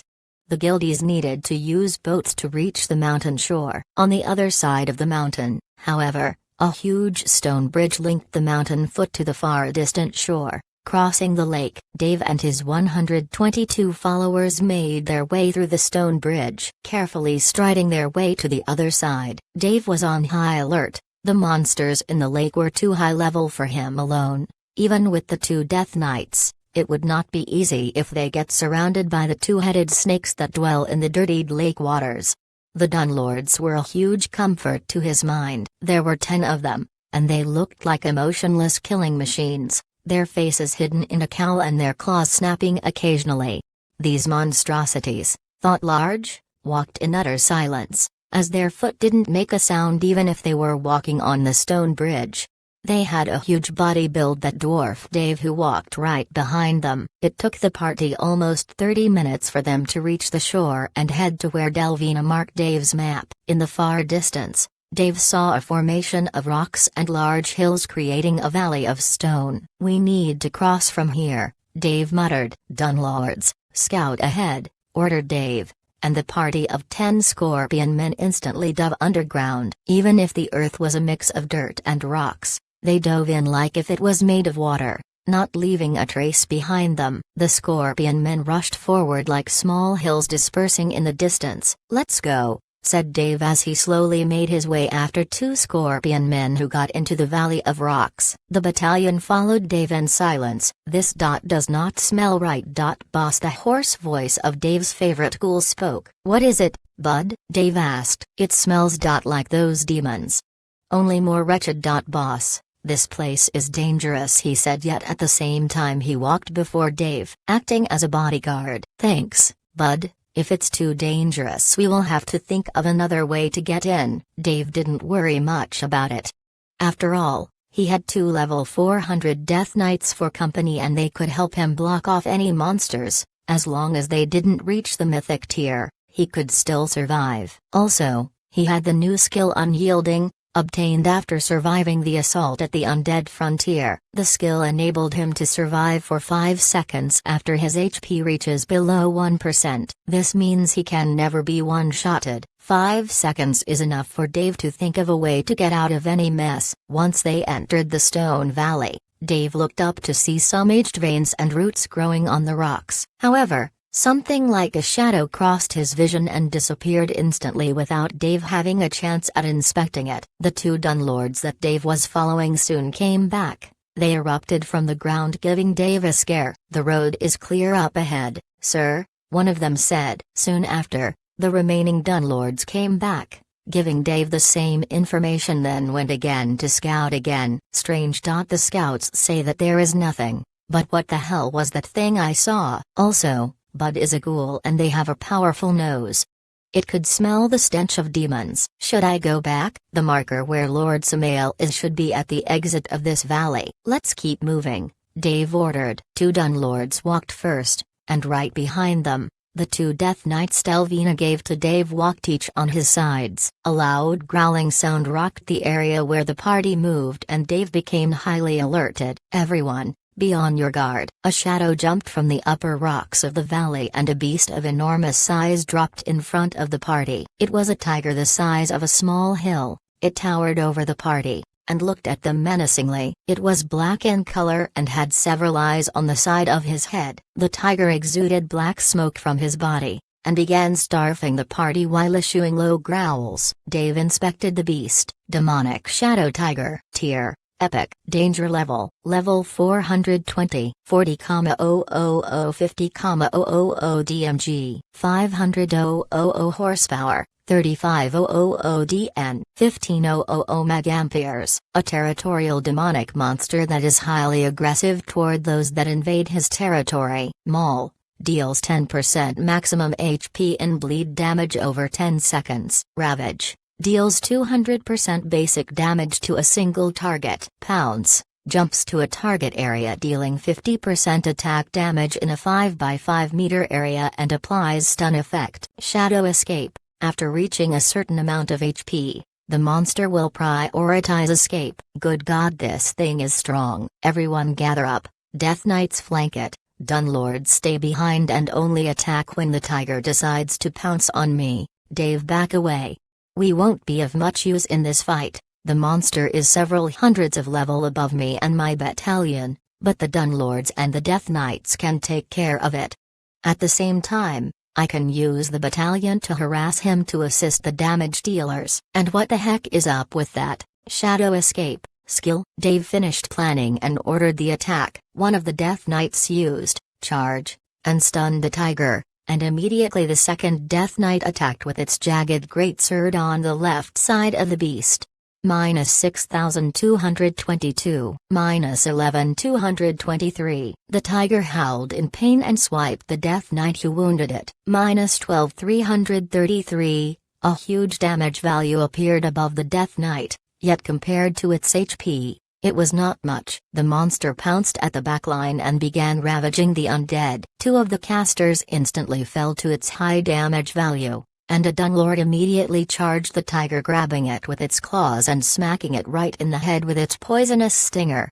Demonic Shadow Tiger has been poisoned for 10 seconds. Minus 800 horsepower/sec. Good. Dave used Spectral Bomb and blew it up in the face of the tiger. It didn't deal damage, but secured the EXP for Dave and also staggered it, helping one of the Death Knights to deal an increased amount of damage. Minus 16,220. The tiger growled in defiance, but the combined attacks of all the undead soon brought most of its HP down. Most of the damage came from the Death Knights, and the two Dunlords acted as good tanks to soak up the damage from the creature. Dave's party of casters only served one purpose: to use their magic to attack the Death Knights. Yes, attack the Death Knights. As Dave had tested before, the magic from his casters can actually heal the undead and damage the living. So, he used it to keep the Death Knights at almost full HP all the time. The tiger pounced several times after that, killing some of Dave's undead and casters. To that Dave ordered them all to retreat. He didn't wish to lose more troops. Once the tiger reached 20% HP, it backed away and dived into a nearby wall. Damn, cursed Dave as the beast escaped. Yet before he could relax, the shadow behind him exploded as the tiger emerged from under his feet and pounced at Dave, pinning him to the ground. Minus 55,222. The maw of the creature opened wide and was about to rip Dave's head off. Chapter 94 Shadow Set Blueprint. Dave used Undying Will to remove the tiger's rooting effect caused by the pouncing on Dave. Dave retreated a bit, and a Death Knight attacked the tiger, pulling back the aggro toward him. Luckily, the tiger attacked the tiger on its right hind leg, causing a status effect, crippled, for 15 seconds. Minus 20% movement speed. Attack its legs, Dave ordered, and the Death Knights and Dunlords attacked all at once. The enormous tiger began limping and whimpering as the attacks continued on, added to the slow effect caused by the continuous attacks on its weak areas. The tiger became a plaything for Dave's underlings. Minutes later, Dave heard the final howls of the tiger as it dropped down on the floor with a thud. Dave gained a good amount of XP that raised his level 106 from 2% to 88%. Dave closed on the body of the tiger and began picking up the loot. Demonic Shadow Tiger's Pelt X1, Demonic Shadow Tiger's Fangs X2, Demonic Shadow Tiger Rune, Shadow Tiger's Claws X6, Shadow Set Diagram, 100 gold. Dave pocketed the items with glee on his face. Yet another diagram for a set. This was all thanks to him being the first to kill these types of monsters, securing the best possible drops at the first kill. Dave inspected the rune first. Shadow Rune, Cat School. Agility type cannot be worn along with a vitality or magic type rune. Headpiece plus 100 agility. Increases basic movement speed by 10%. Oh, this would do great with assassin types. Dave pocketed the rune and opened the diagram of the Shadow Set. Blueprint, Light Armor Set, Epic Tier. Shadow Fiend Light Armor, Full Set. X50 Fang of Demonic Shadow Tiger, X15 Pelts of Demonic Shadow Tiger, X100 Claws of Demonic Shadow Tiger, X8 Crystallized Shadow Worm Blood, X20 Moon Silver Ingots, X20 Cobalt Ingots, X100 Black Crystals. Craftsman's level required. Master Forgesmith. Most of these resources are rare to find. Not even the Bristle Mines of the Blood Rage has these, especially the Moon Silver. I never heard of such a mineral in the game. Dave, I should probably hand this over to Lone Arrow. The Forgesmith she knows will be thrilled at the sight of another epic tier blueprint. Craftsmen sure have it easy, isn't that right, bud? Dave said to the ghoul next to him, who was eyeing the corpse of the tiger with a bit of glee in his eyes. The ghoul didn't respond. Bud, are you alright? Eat, said Bud. You want to eat this? Asked Dave. The ghoul nodded. You go ahead, enjoy yourself. In a moment, Bud lunged at the corpse and began ripping it with his teeth and claws, ripping and crunching bone and meat with his sharp-looking teeth, eating at it like a maniac. Dang. Dave's two other ghouls looked at Bud with envy, but they didn't move. If you two want to eat, you can go ahead, said Dave, and as if on cue the two other ghouls started feasting on the corpse of the Shadow Tiger. It took the three ghouls about a minute to finish off the corpse. Not even bones remained as they ate every single bit of it. Dave had a troubled stomach after witnessing that, so he decided to move on. But a notification popped before him. Some of your minions are about to evolve. Dave pressed the window and noticed that the 3 ghouls who just feasted on the tiger had a dark aura surrounding them. After a moment the aura disappeared, then the hulking size of Bud and the 2 other ghouls decreased a bit. Dave inspected Bud and saw a different screen. Shadow Ghoul, level 101, HP 101,000, DN 8000, MA 6000, a mutated and empowered form of the mindless ghouls. Shadow Escape, can periodically enter shadows to hide and ambush prey. Passive, Feast, consumes the flesh of corpses to regenerate its HP, so they can evolve after eating their prey. I wonder if they eat stronger prey, would they inherit their abilities too? Dave let the idea go as he heard once again another howl of another tiger nearby. Chapter 95 Business Deal. Back at Maria's temple, TNT just submitted Pussy Flanker's quest, the Undead Killing Quest, and the A-Class quest for finding information regarding the Broken King's armor. The priest was shocked by the news and asked Pussy Flanker to come back another time once he has more information regarding the Black Skull Order, which were a degenerate bunch of wannabe undead and necromancers that wishes to bring the end of the world. Or so the priest said. I will log out now, Perfect Shot said to his friends. Are you sure? We can still have more fun. I believe that the eastern borders where we are have a lot of good dungeons spread around here somewhere. Human Fortress looked not the least bit fatigued by their continuous grind and wished for more. Nah,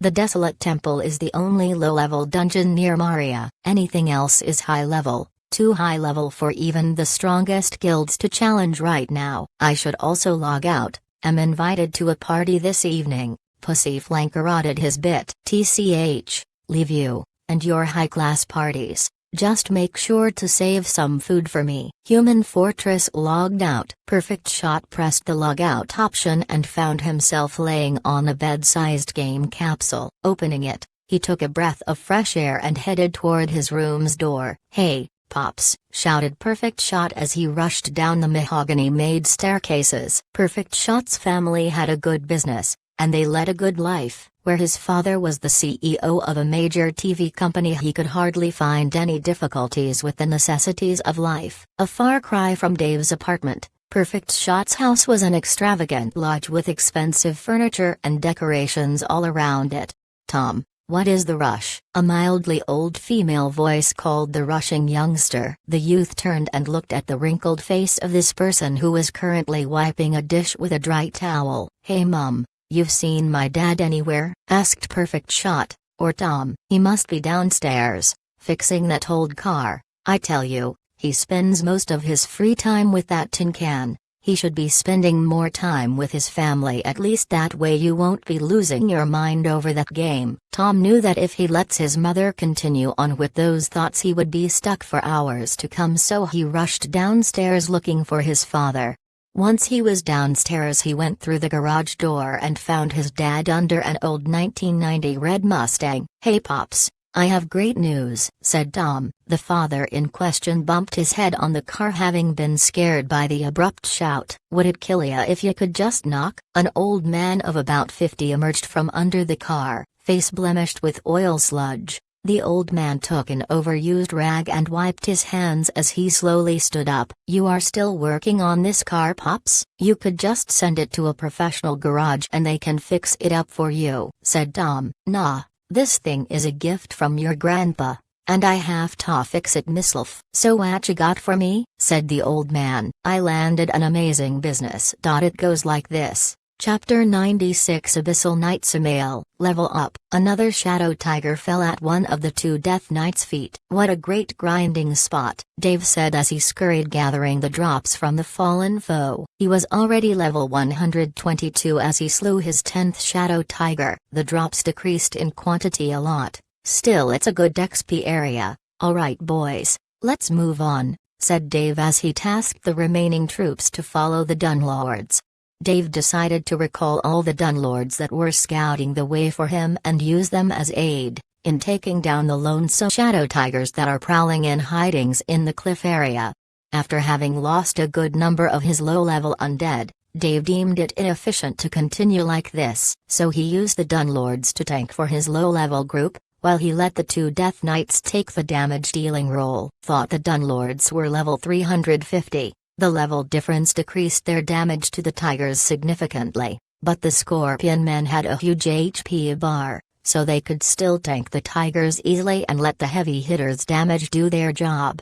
After slaying this last Tiger, Dave managed to complete a full rune set of the Shadow Tiger, an agility school type of runes, but sadly, the corpses of the tigers no longer had an effect on his ghouls, so they went to waste. Dave checked his marker. Following it, he should find the Abyssal Knight Samael, and it was close. Once the party moved a few hundred meters in the gloomy cliff, they saw a strange scene. Hundreds of bodies and remains of carcasses littered the place. They were bodies of shadow tigers, gargoyles and a strange type of monsters that Dave never saw before. In the middle of the small mountain made of corpses, a man sat atop, munching on a piece of meat. The moment Dave noticed the person disappeared. Dave felt a cold edge under his neck. It was a cold and long black curved dagger. "What are you doing here?" "Too far from home." "A spy?" said the man with a cold and emotionless voice. Dave took a long breath and answered calmly, "No, I am here on orders to look for Lord Samael." "For what reason?" "I am afraid I cannot tell you unless you reveal your identity," said Dave as the person was behind him and he never got the chance to inspect him. "What if I refuse?" said the person. "Then death is a much better option than speaking further," said Dave as he used vertical slash to get away from the person and prepare for a fight.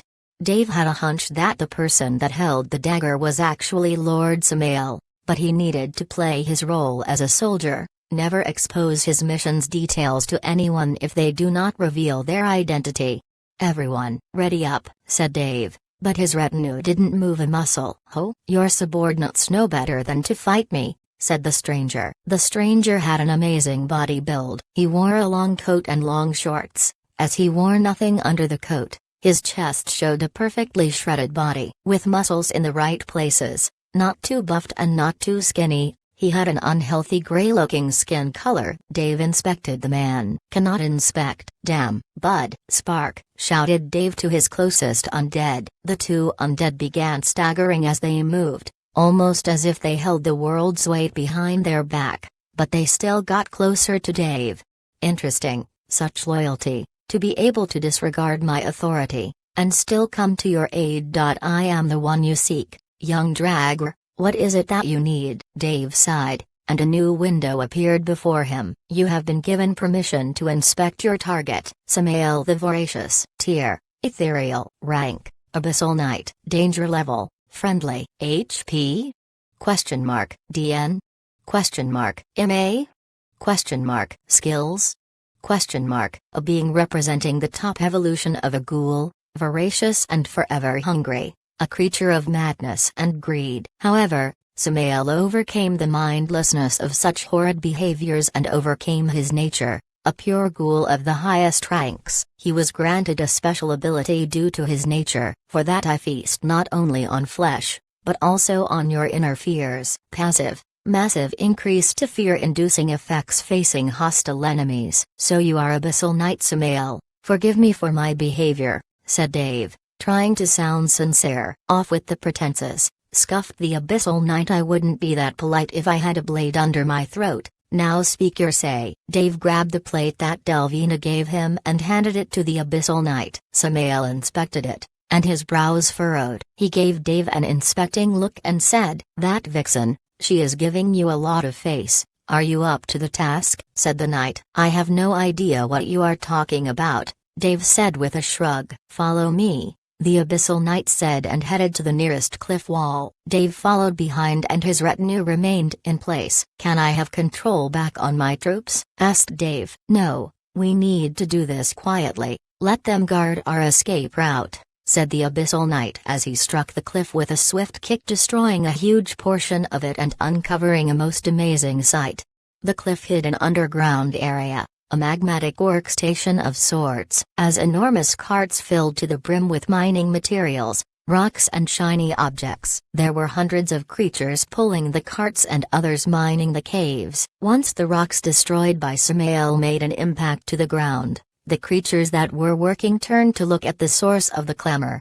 Dave thought to himself, and he said he wanted to do this quietly. However, against his expectations, no one minded their presence, not even caring about the huge hole created by Samael's kick. "Don't fret, they can't see us, now jump," he said, and jumped a 20 meters drop and landed near a gathering of minerals hidden from the workers. Chapter 97 The Mines. Dave cursed under his breath as he didn't like heights and followed Samael. The Abyssal Knight made the jump look easy, but the moment Dave dropped, he felt his heart at his throat, and with a sickening snap of bones Dave landed and both his legs broke.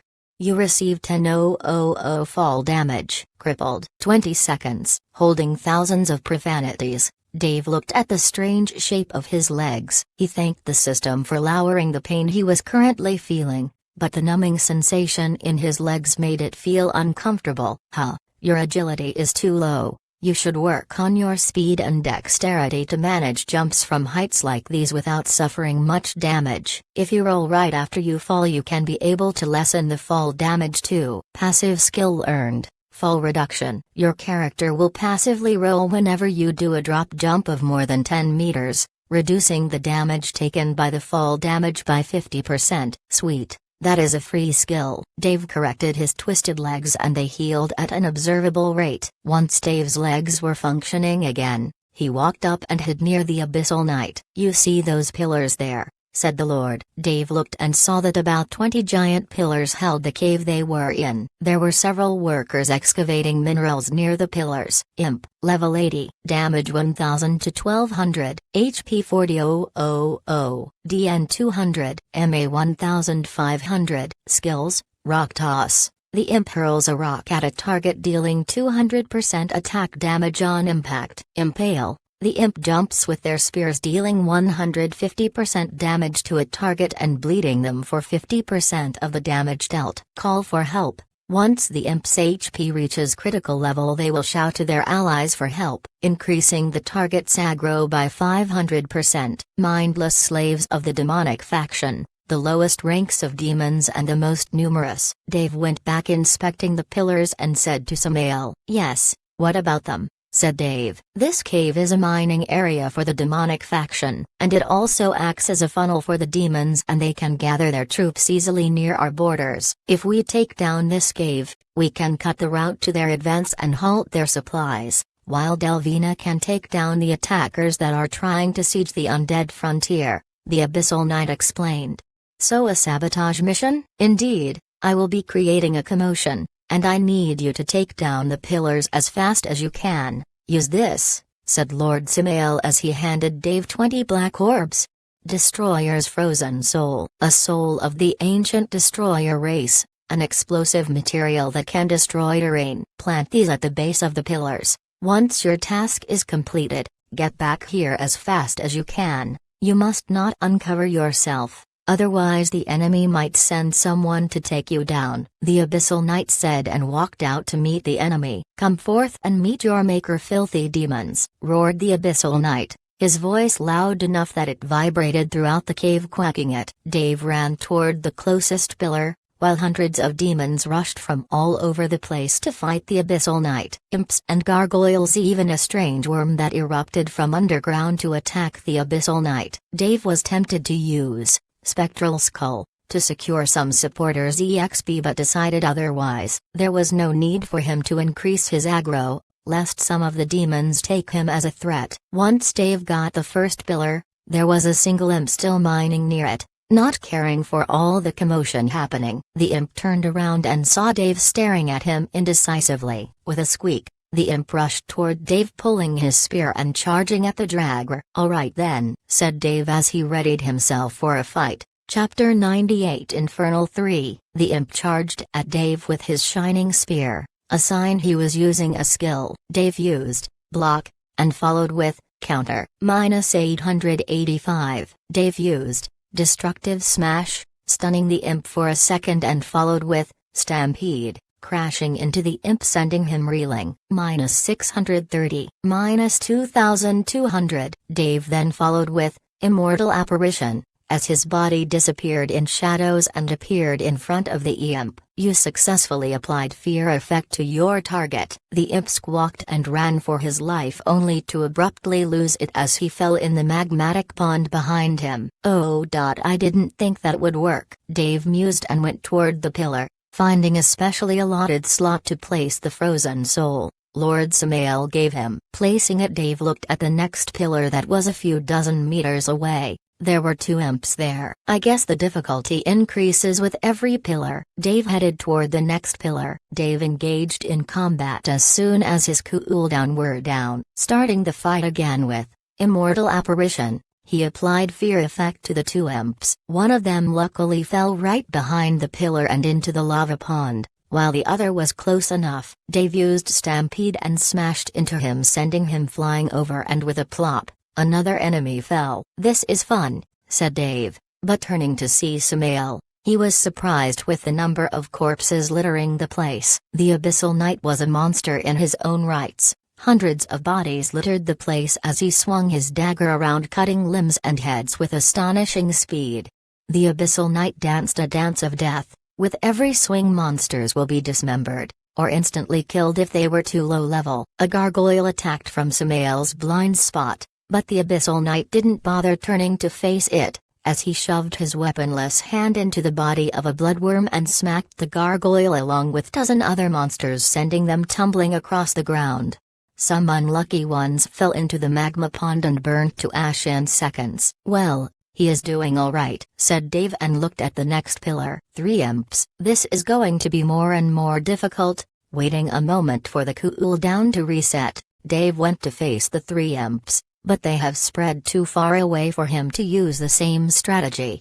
"Kite them," Dave thought. "Hey scrubs," said Dave, to which the 3 imps squawked in an awful voice and rushed to meet Dave. Dave used Sword Lung, penetrating all 3 imps. -1922, -1682, -1220. The skill deals less subsequent damage to every enemy it hits, but that didn't bother Dave. This way the 3 imps were close enough for him to use Immortal Apparition, and fearing 2 imps into the pond while another imp somehow ran to the opposite direction, even further away from the pond. "Oh, this is going to suck," said Dave as he followed the imp, trying to leech him back into the pond. After another try, Dave managed to push the imp with a stampede into the pond. "Thankfully, the pond insta-kills them. If I slowly wither them down, they will certainly call for help, and God knows how many monsters will come my way then." Dave continued on with his tactic, waiting for cooldown and using the fear effect from Immortal Apparition to push the imps into the pond. Some of the times it became tricky to get all the imps aligned, and this almost cost Dave his life as the groups of enemies became too many to handle. 12 pillars down, 8 more to go. Dave found his situation to be grimmer and grimmer as enemies became more after every pillar. Looking once again back at Samael, he was doing all right, defeating foes left and right without breaking a sweat. "Damn, he is strong enough to handle that many enemies. He could have done this himself," grunted Dave. Then an earth-shaking roar issued and the pond of magma opened up, revealing a monstrosity beyond description. A creature made of stone emerged from underneath the magma bed. It crashed both its arms on the platform where Samael was fighting and roared, quacking the cave and making some stone stalactites fall in the pond and on some unlucky demons. The creature had a wide jaw, but no eyes or ears, and at the front, there was a twitching nose. He sniffed around, it found Samael, and rushed out of the pond toward him. Sworn Stalwarter, level 620. Tier, Ethereal. Alignment, Demonic. Danger level, DN? MA? HP? Skills, a creature of the depth, bound to serve the Ash King as a slave and protector. These creatures feed on magma and are immune to fire. In their presence, heat in the area increases to an alarming rate, inducing of 500 horsepower/second. Holy shit, this thing is way too OP. Chapter 99. That was unexpected. Dave didn't even want to get near it. Forget about fighting it, even approaching it would be enough to send Dave to respawn. Thankfully, Samael didn't look perturbed by the appearance of such a creature, but still looked at Dave's direction and said, "Boy, you gotta hurry up, I can't hold this thing for long." "Not in its domain," said the Abyssal Knight as he brandished his dagger and went to face against the more than 10 times its size monster. I hope he didn't notify every fragging monster to my existence with those words. Dave thought about doing a monster rush, ignoring the monsters and placing the frozen souls all over the pillars and somehow try and get away. But he thought against it. There was too much at risk, and he could end up making a blunder and die for it. Even if the damage from the imps was negligible, an army of ants can still kill an elephant, and Thea were no ants and Dave was no elephant. Dave's eyes darted around and stumbled upon a cart filled with stones. The cart had a railway under it, and it was on a slope. The railway crossed the entire area to ease the mining for the imps. The pillars acted as stops for the cart for them to fill it with minerals. Dave thought about his next steps and sighed. This is going to be a bad idea. Dave used Spectral Skull, and sent it toward the furthest pillar, exploding in the face of an unaware imp. The imp howled and rushed toward Dave, pulling every other monster's aggro with him. And from then on, a chain reaction. Every pillar that had imps excavating near it followed the enraged imp and all rushed toward Dave. Alright, time to use all my non-existent physique skills. Once the 100 or so imps were close enough, Dave's back broke in a cold sweat. This might not have been a good idea. Dave pressed the lever on the overloaded cart, and it rushed down the slope toward the incoming imps. Dave didn't tally and followed closely behind it in a jog. The cart was increasing in speed with every second, and the imps, unaware of their impending doom, didn't bother to change course. The road was tight enough to only let several of the small imps pass at once, but the cart was large enough to cover the entire path. The imps were struck with the devastating force of inertia behind the cart and were sent all over the place. More than half was sent to the magma and the rest sprawled around in different positions. Dave didn't wait to admire the view. He rushed toward the nearest pillar and placed the frozen soul and rushed back to the next pillar. The cart was running on the rails so fast it sometimes jumped up and down on it, until it met the safety block at the end of the rail and broke through it, spilling its content on the magmatic floor. A single stone somehow managed to fly all the way to hit the sworn stalwarter. Due to Samael having not even started combat with it, this very act increased Dave's threat level to be a primary target. The sworn stalwarter moved its face toward Dave's location and its nose twitched. A howl soon followed and the monster dove through the magma and rushed toward Dave's location. Dave looked at the monster charging toward him, and with abject terror Dave increased his speed, placing stones on the pillars he passed by. The sworn stalwarter reached the end of the pond and climbed the rift, barely making space for himself in the process as he chased Dave through the tight passage made for the carts. Dave didn't bother wasting time looking back as he kept on placing the frozen souls on the pillars. Level up, the notification startled Dave, but he dismissed it. Once he reached the final pillar, Dave turned to see the monster not even 30 meters away from him. Its feet were crushing a helpless imp to a pulp. This was the reason why Dave was gaining XP, as he already secured his supporters' XP, having damaged the imps using the cart. The sworn stalwarter opened its maw wide, revealing sharp rows of obsidian teeth and an infernal ball in the process of being created. Fuck me. Dave ran with all his speed toward the face of the monster. Immortal apparition. Dave used and appeared behind the monster that shot the ball of fire toward Dave's earlier location. Dave appeared behind the monster and ran forward. Another notification popped up. You are experiencing overheating. -500 horsepower. -500 horsepower. -500 horsepower. Fear effect failed to apply due to level difference. Ah, shit. Dave's HP was plummeting at a rapid rate, but he didn't bother looking at the monster that was now trying to turn its oversized body to chase after Dave. There were several imps blocking Dave's way. These were the survivors that the cart didn't kill and was too far away from the sworn stalwarter to kill with its deadly stomps that were closing on Dave right now. "Jump into the pond," shouted Samael. "Aw fuck, if I die from this I'm gonna sue the game makers," Dave hollered and took a leap of faith. Samael punched his fist in the floor and grabbed an oversized chunk of stone and threw it near Dave. Immediately he disappeared from where he stood, appearing on the still flying rock, and grabbing Dave by his hand. A second after that, he jumped from the flying rock and into the opening he made entering this cavern.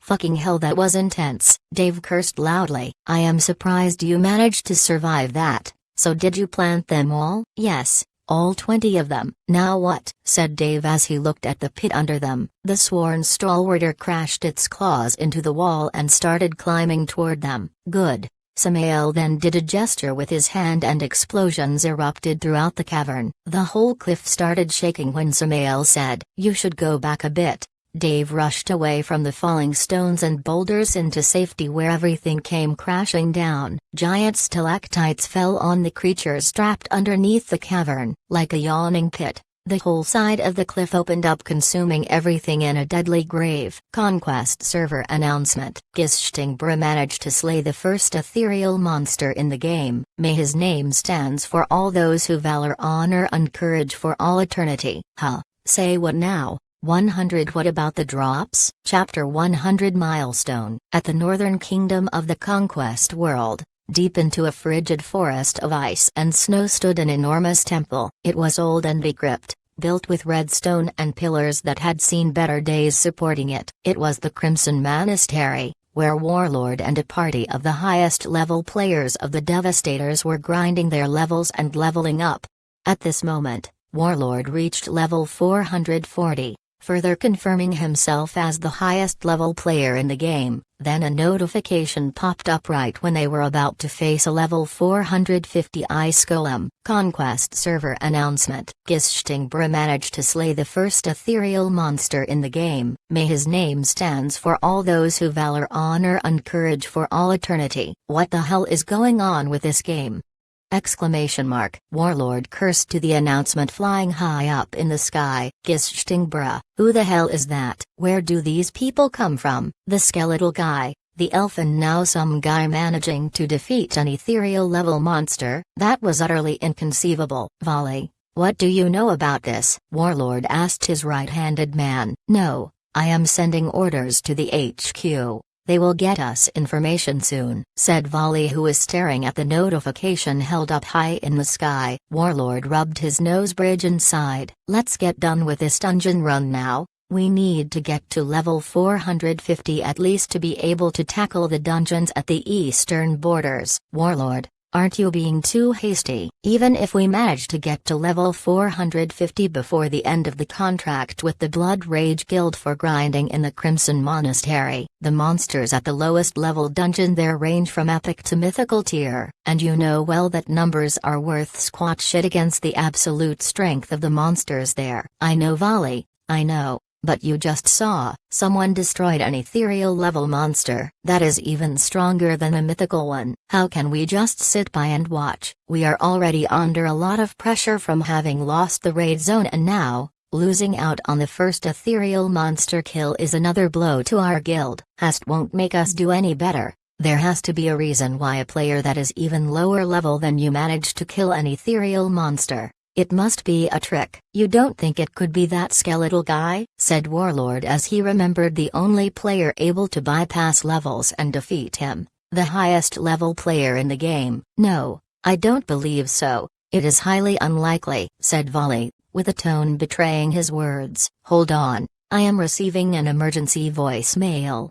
Volley's eyes widened once he heard the entirety of the vocal message. What is it? Warlord asked his friend. Some 2 players just contacted our guild. They say that they have met this Gistingbra. What? Where? Make them tell us. Hang on, this is the weird part. They said he was a boss. Yes, a boss monster in the desolate temple near the city Moria. This doesn't make any sense. Why would a boss? Warlord's voice trailed as he thought of a possibility they just discarded. Do they still have the video feed of the encounter? Yes, they just sent it to the HQ and I am receiving it. Valentine shared the video with Warlord and they both watched it together. That is him. That is the Mr. Skeletal guy. How did he become that big? I don't know. But he is now a boss class, said Valentine. Then he heard the discussion between the players and the boss. Those three guys. Where did I see them before? Warlord muttered. It's the guys that Mr. Skeletal first met. They were in his first videos. Yes, we contacted them a few days ago and they claimed they have no relationship with him.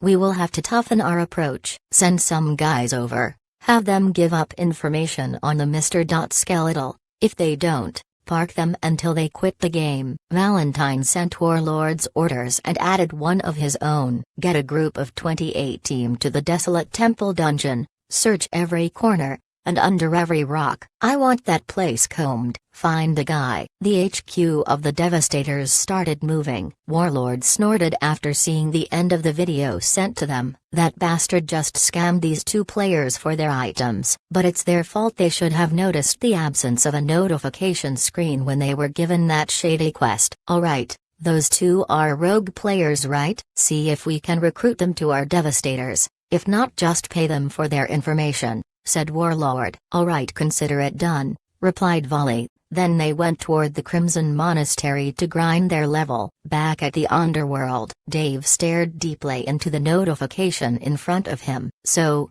I just killed an ethereal monster. That is unexpected, Dave muttered, but how the hell can I get the loot? Looking at the caved-in cliff, Dave felt helpless. There was no way for him to get down there and search for the remains of the sworn stalwarter. Killing an ethereal monster without getting the loot. That is just sad. Dave turned around to leave but then thought of something. Why didn't I level up? Alfred, Dave called. A butler in a black sparrow-tailed suit appeared as he fixed his monocular. The world turned black and white, and Lord Samael actually froze. The appearance of the butler froze the time in game. It's you again. How many troubles will you cause me? Said the butler, not concealing the bit of anger in his eyes. Wow, what did I do? I am just playing the game. You are ruining everything I have been working on. But no matter. What is the cause of your summon? Dave was taken aback with the butler's tone, but he ignored it and said, as you can see, I managed to slay an ethereal boss, and didn't get the loot or the exp. I know. The monster in question was not supposed to be player killed. The actions you took were not taken in consideration. The kill should have been in favor of the Abyssal Knight with you. The experience and the drop was supposed to go the him. Now you somehow managed to attract the monster's aggro before the Abyssal Knight attacked it, and also used the fear effect. Though it failed, it is considered an attack. So it was all luck? The monster was not supposed to die by the hands of players. Yes, but no player was meant to get the drops. That can't be. What if I was higher level? What if, for example, I was level 800 when I attempted this quest? This is exactly the problem. When the average level of players reached a power threshold strong enough to take on the sworn stalwarter, this very quest should have been long since disappeared. This Abyssal Knight would have taken care of this area alone without the help of any players. Ah. So no loot for me? No. Well, nothing prepared at the moment, said the butler with a disgruntled voice. I will make something for your efforts, but I can't give you all the exp from the kill. The amount of experience you will gain is too much. It will break the game's balance, said the butler. What do you mean? It is an ethereal monster. Killing it, and being solo will grant a few billion exp. If I were to give you the full amount, your character will level up too fast and will affect the undead chain of commands quests. You still need to do several quests and in a slow motion, therefore I will compensate you with a special item. Sighed the butler and snapped his finger. A small red bead appeared in the butler's hand. This is a special item. You can put it on your ring of the death god. Dave received the item and got it closer to the golden skull ring on his hand. The bead flew and stuck itself on the right eye socket like a glowing jewel. EXP bead. While wearing this item, all exp gained from quests, monster kills and other methods are doubled until player reaches level 500. Not applicable to crafting, alchemy, forgsmithing, and resource gathering. Oh, sweet, said Dave, enjoying the unexpected bonus. The butler was about to disappear before Dave said, hey, what about the loot? A vein bulged in the butler's head as he said, I almost forgot. Here.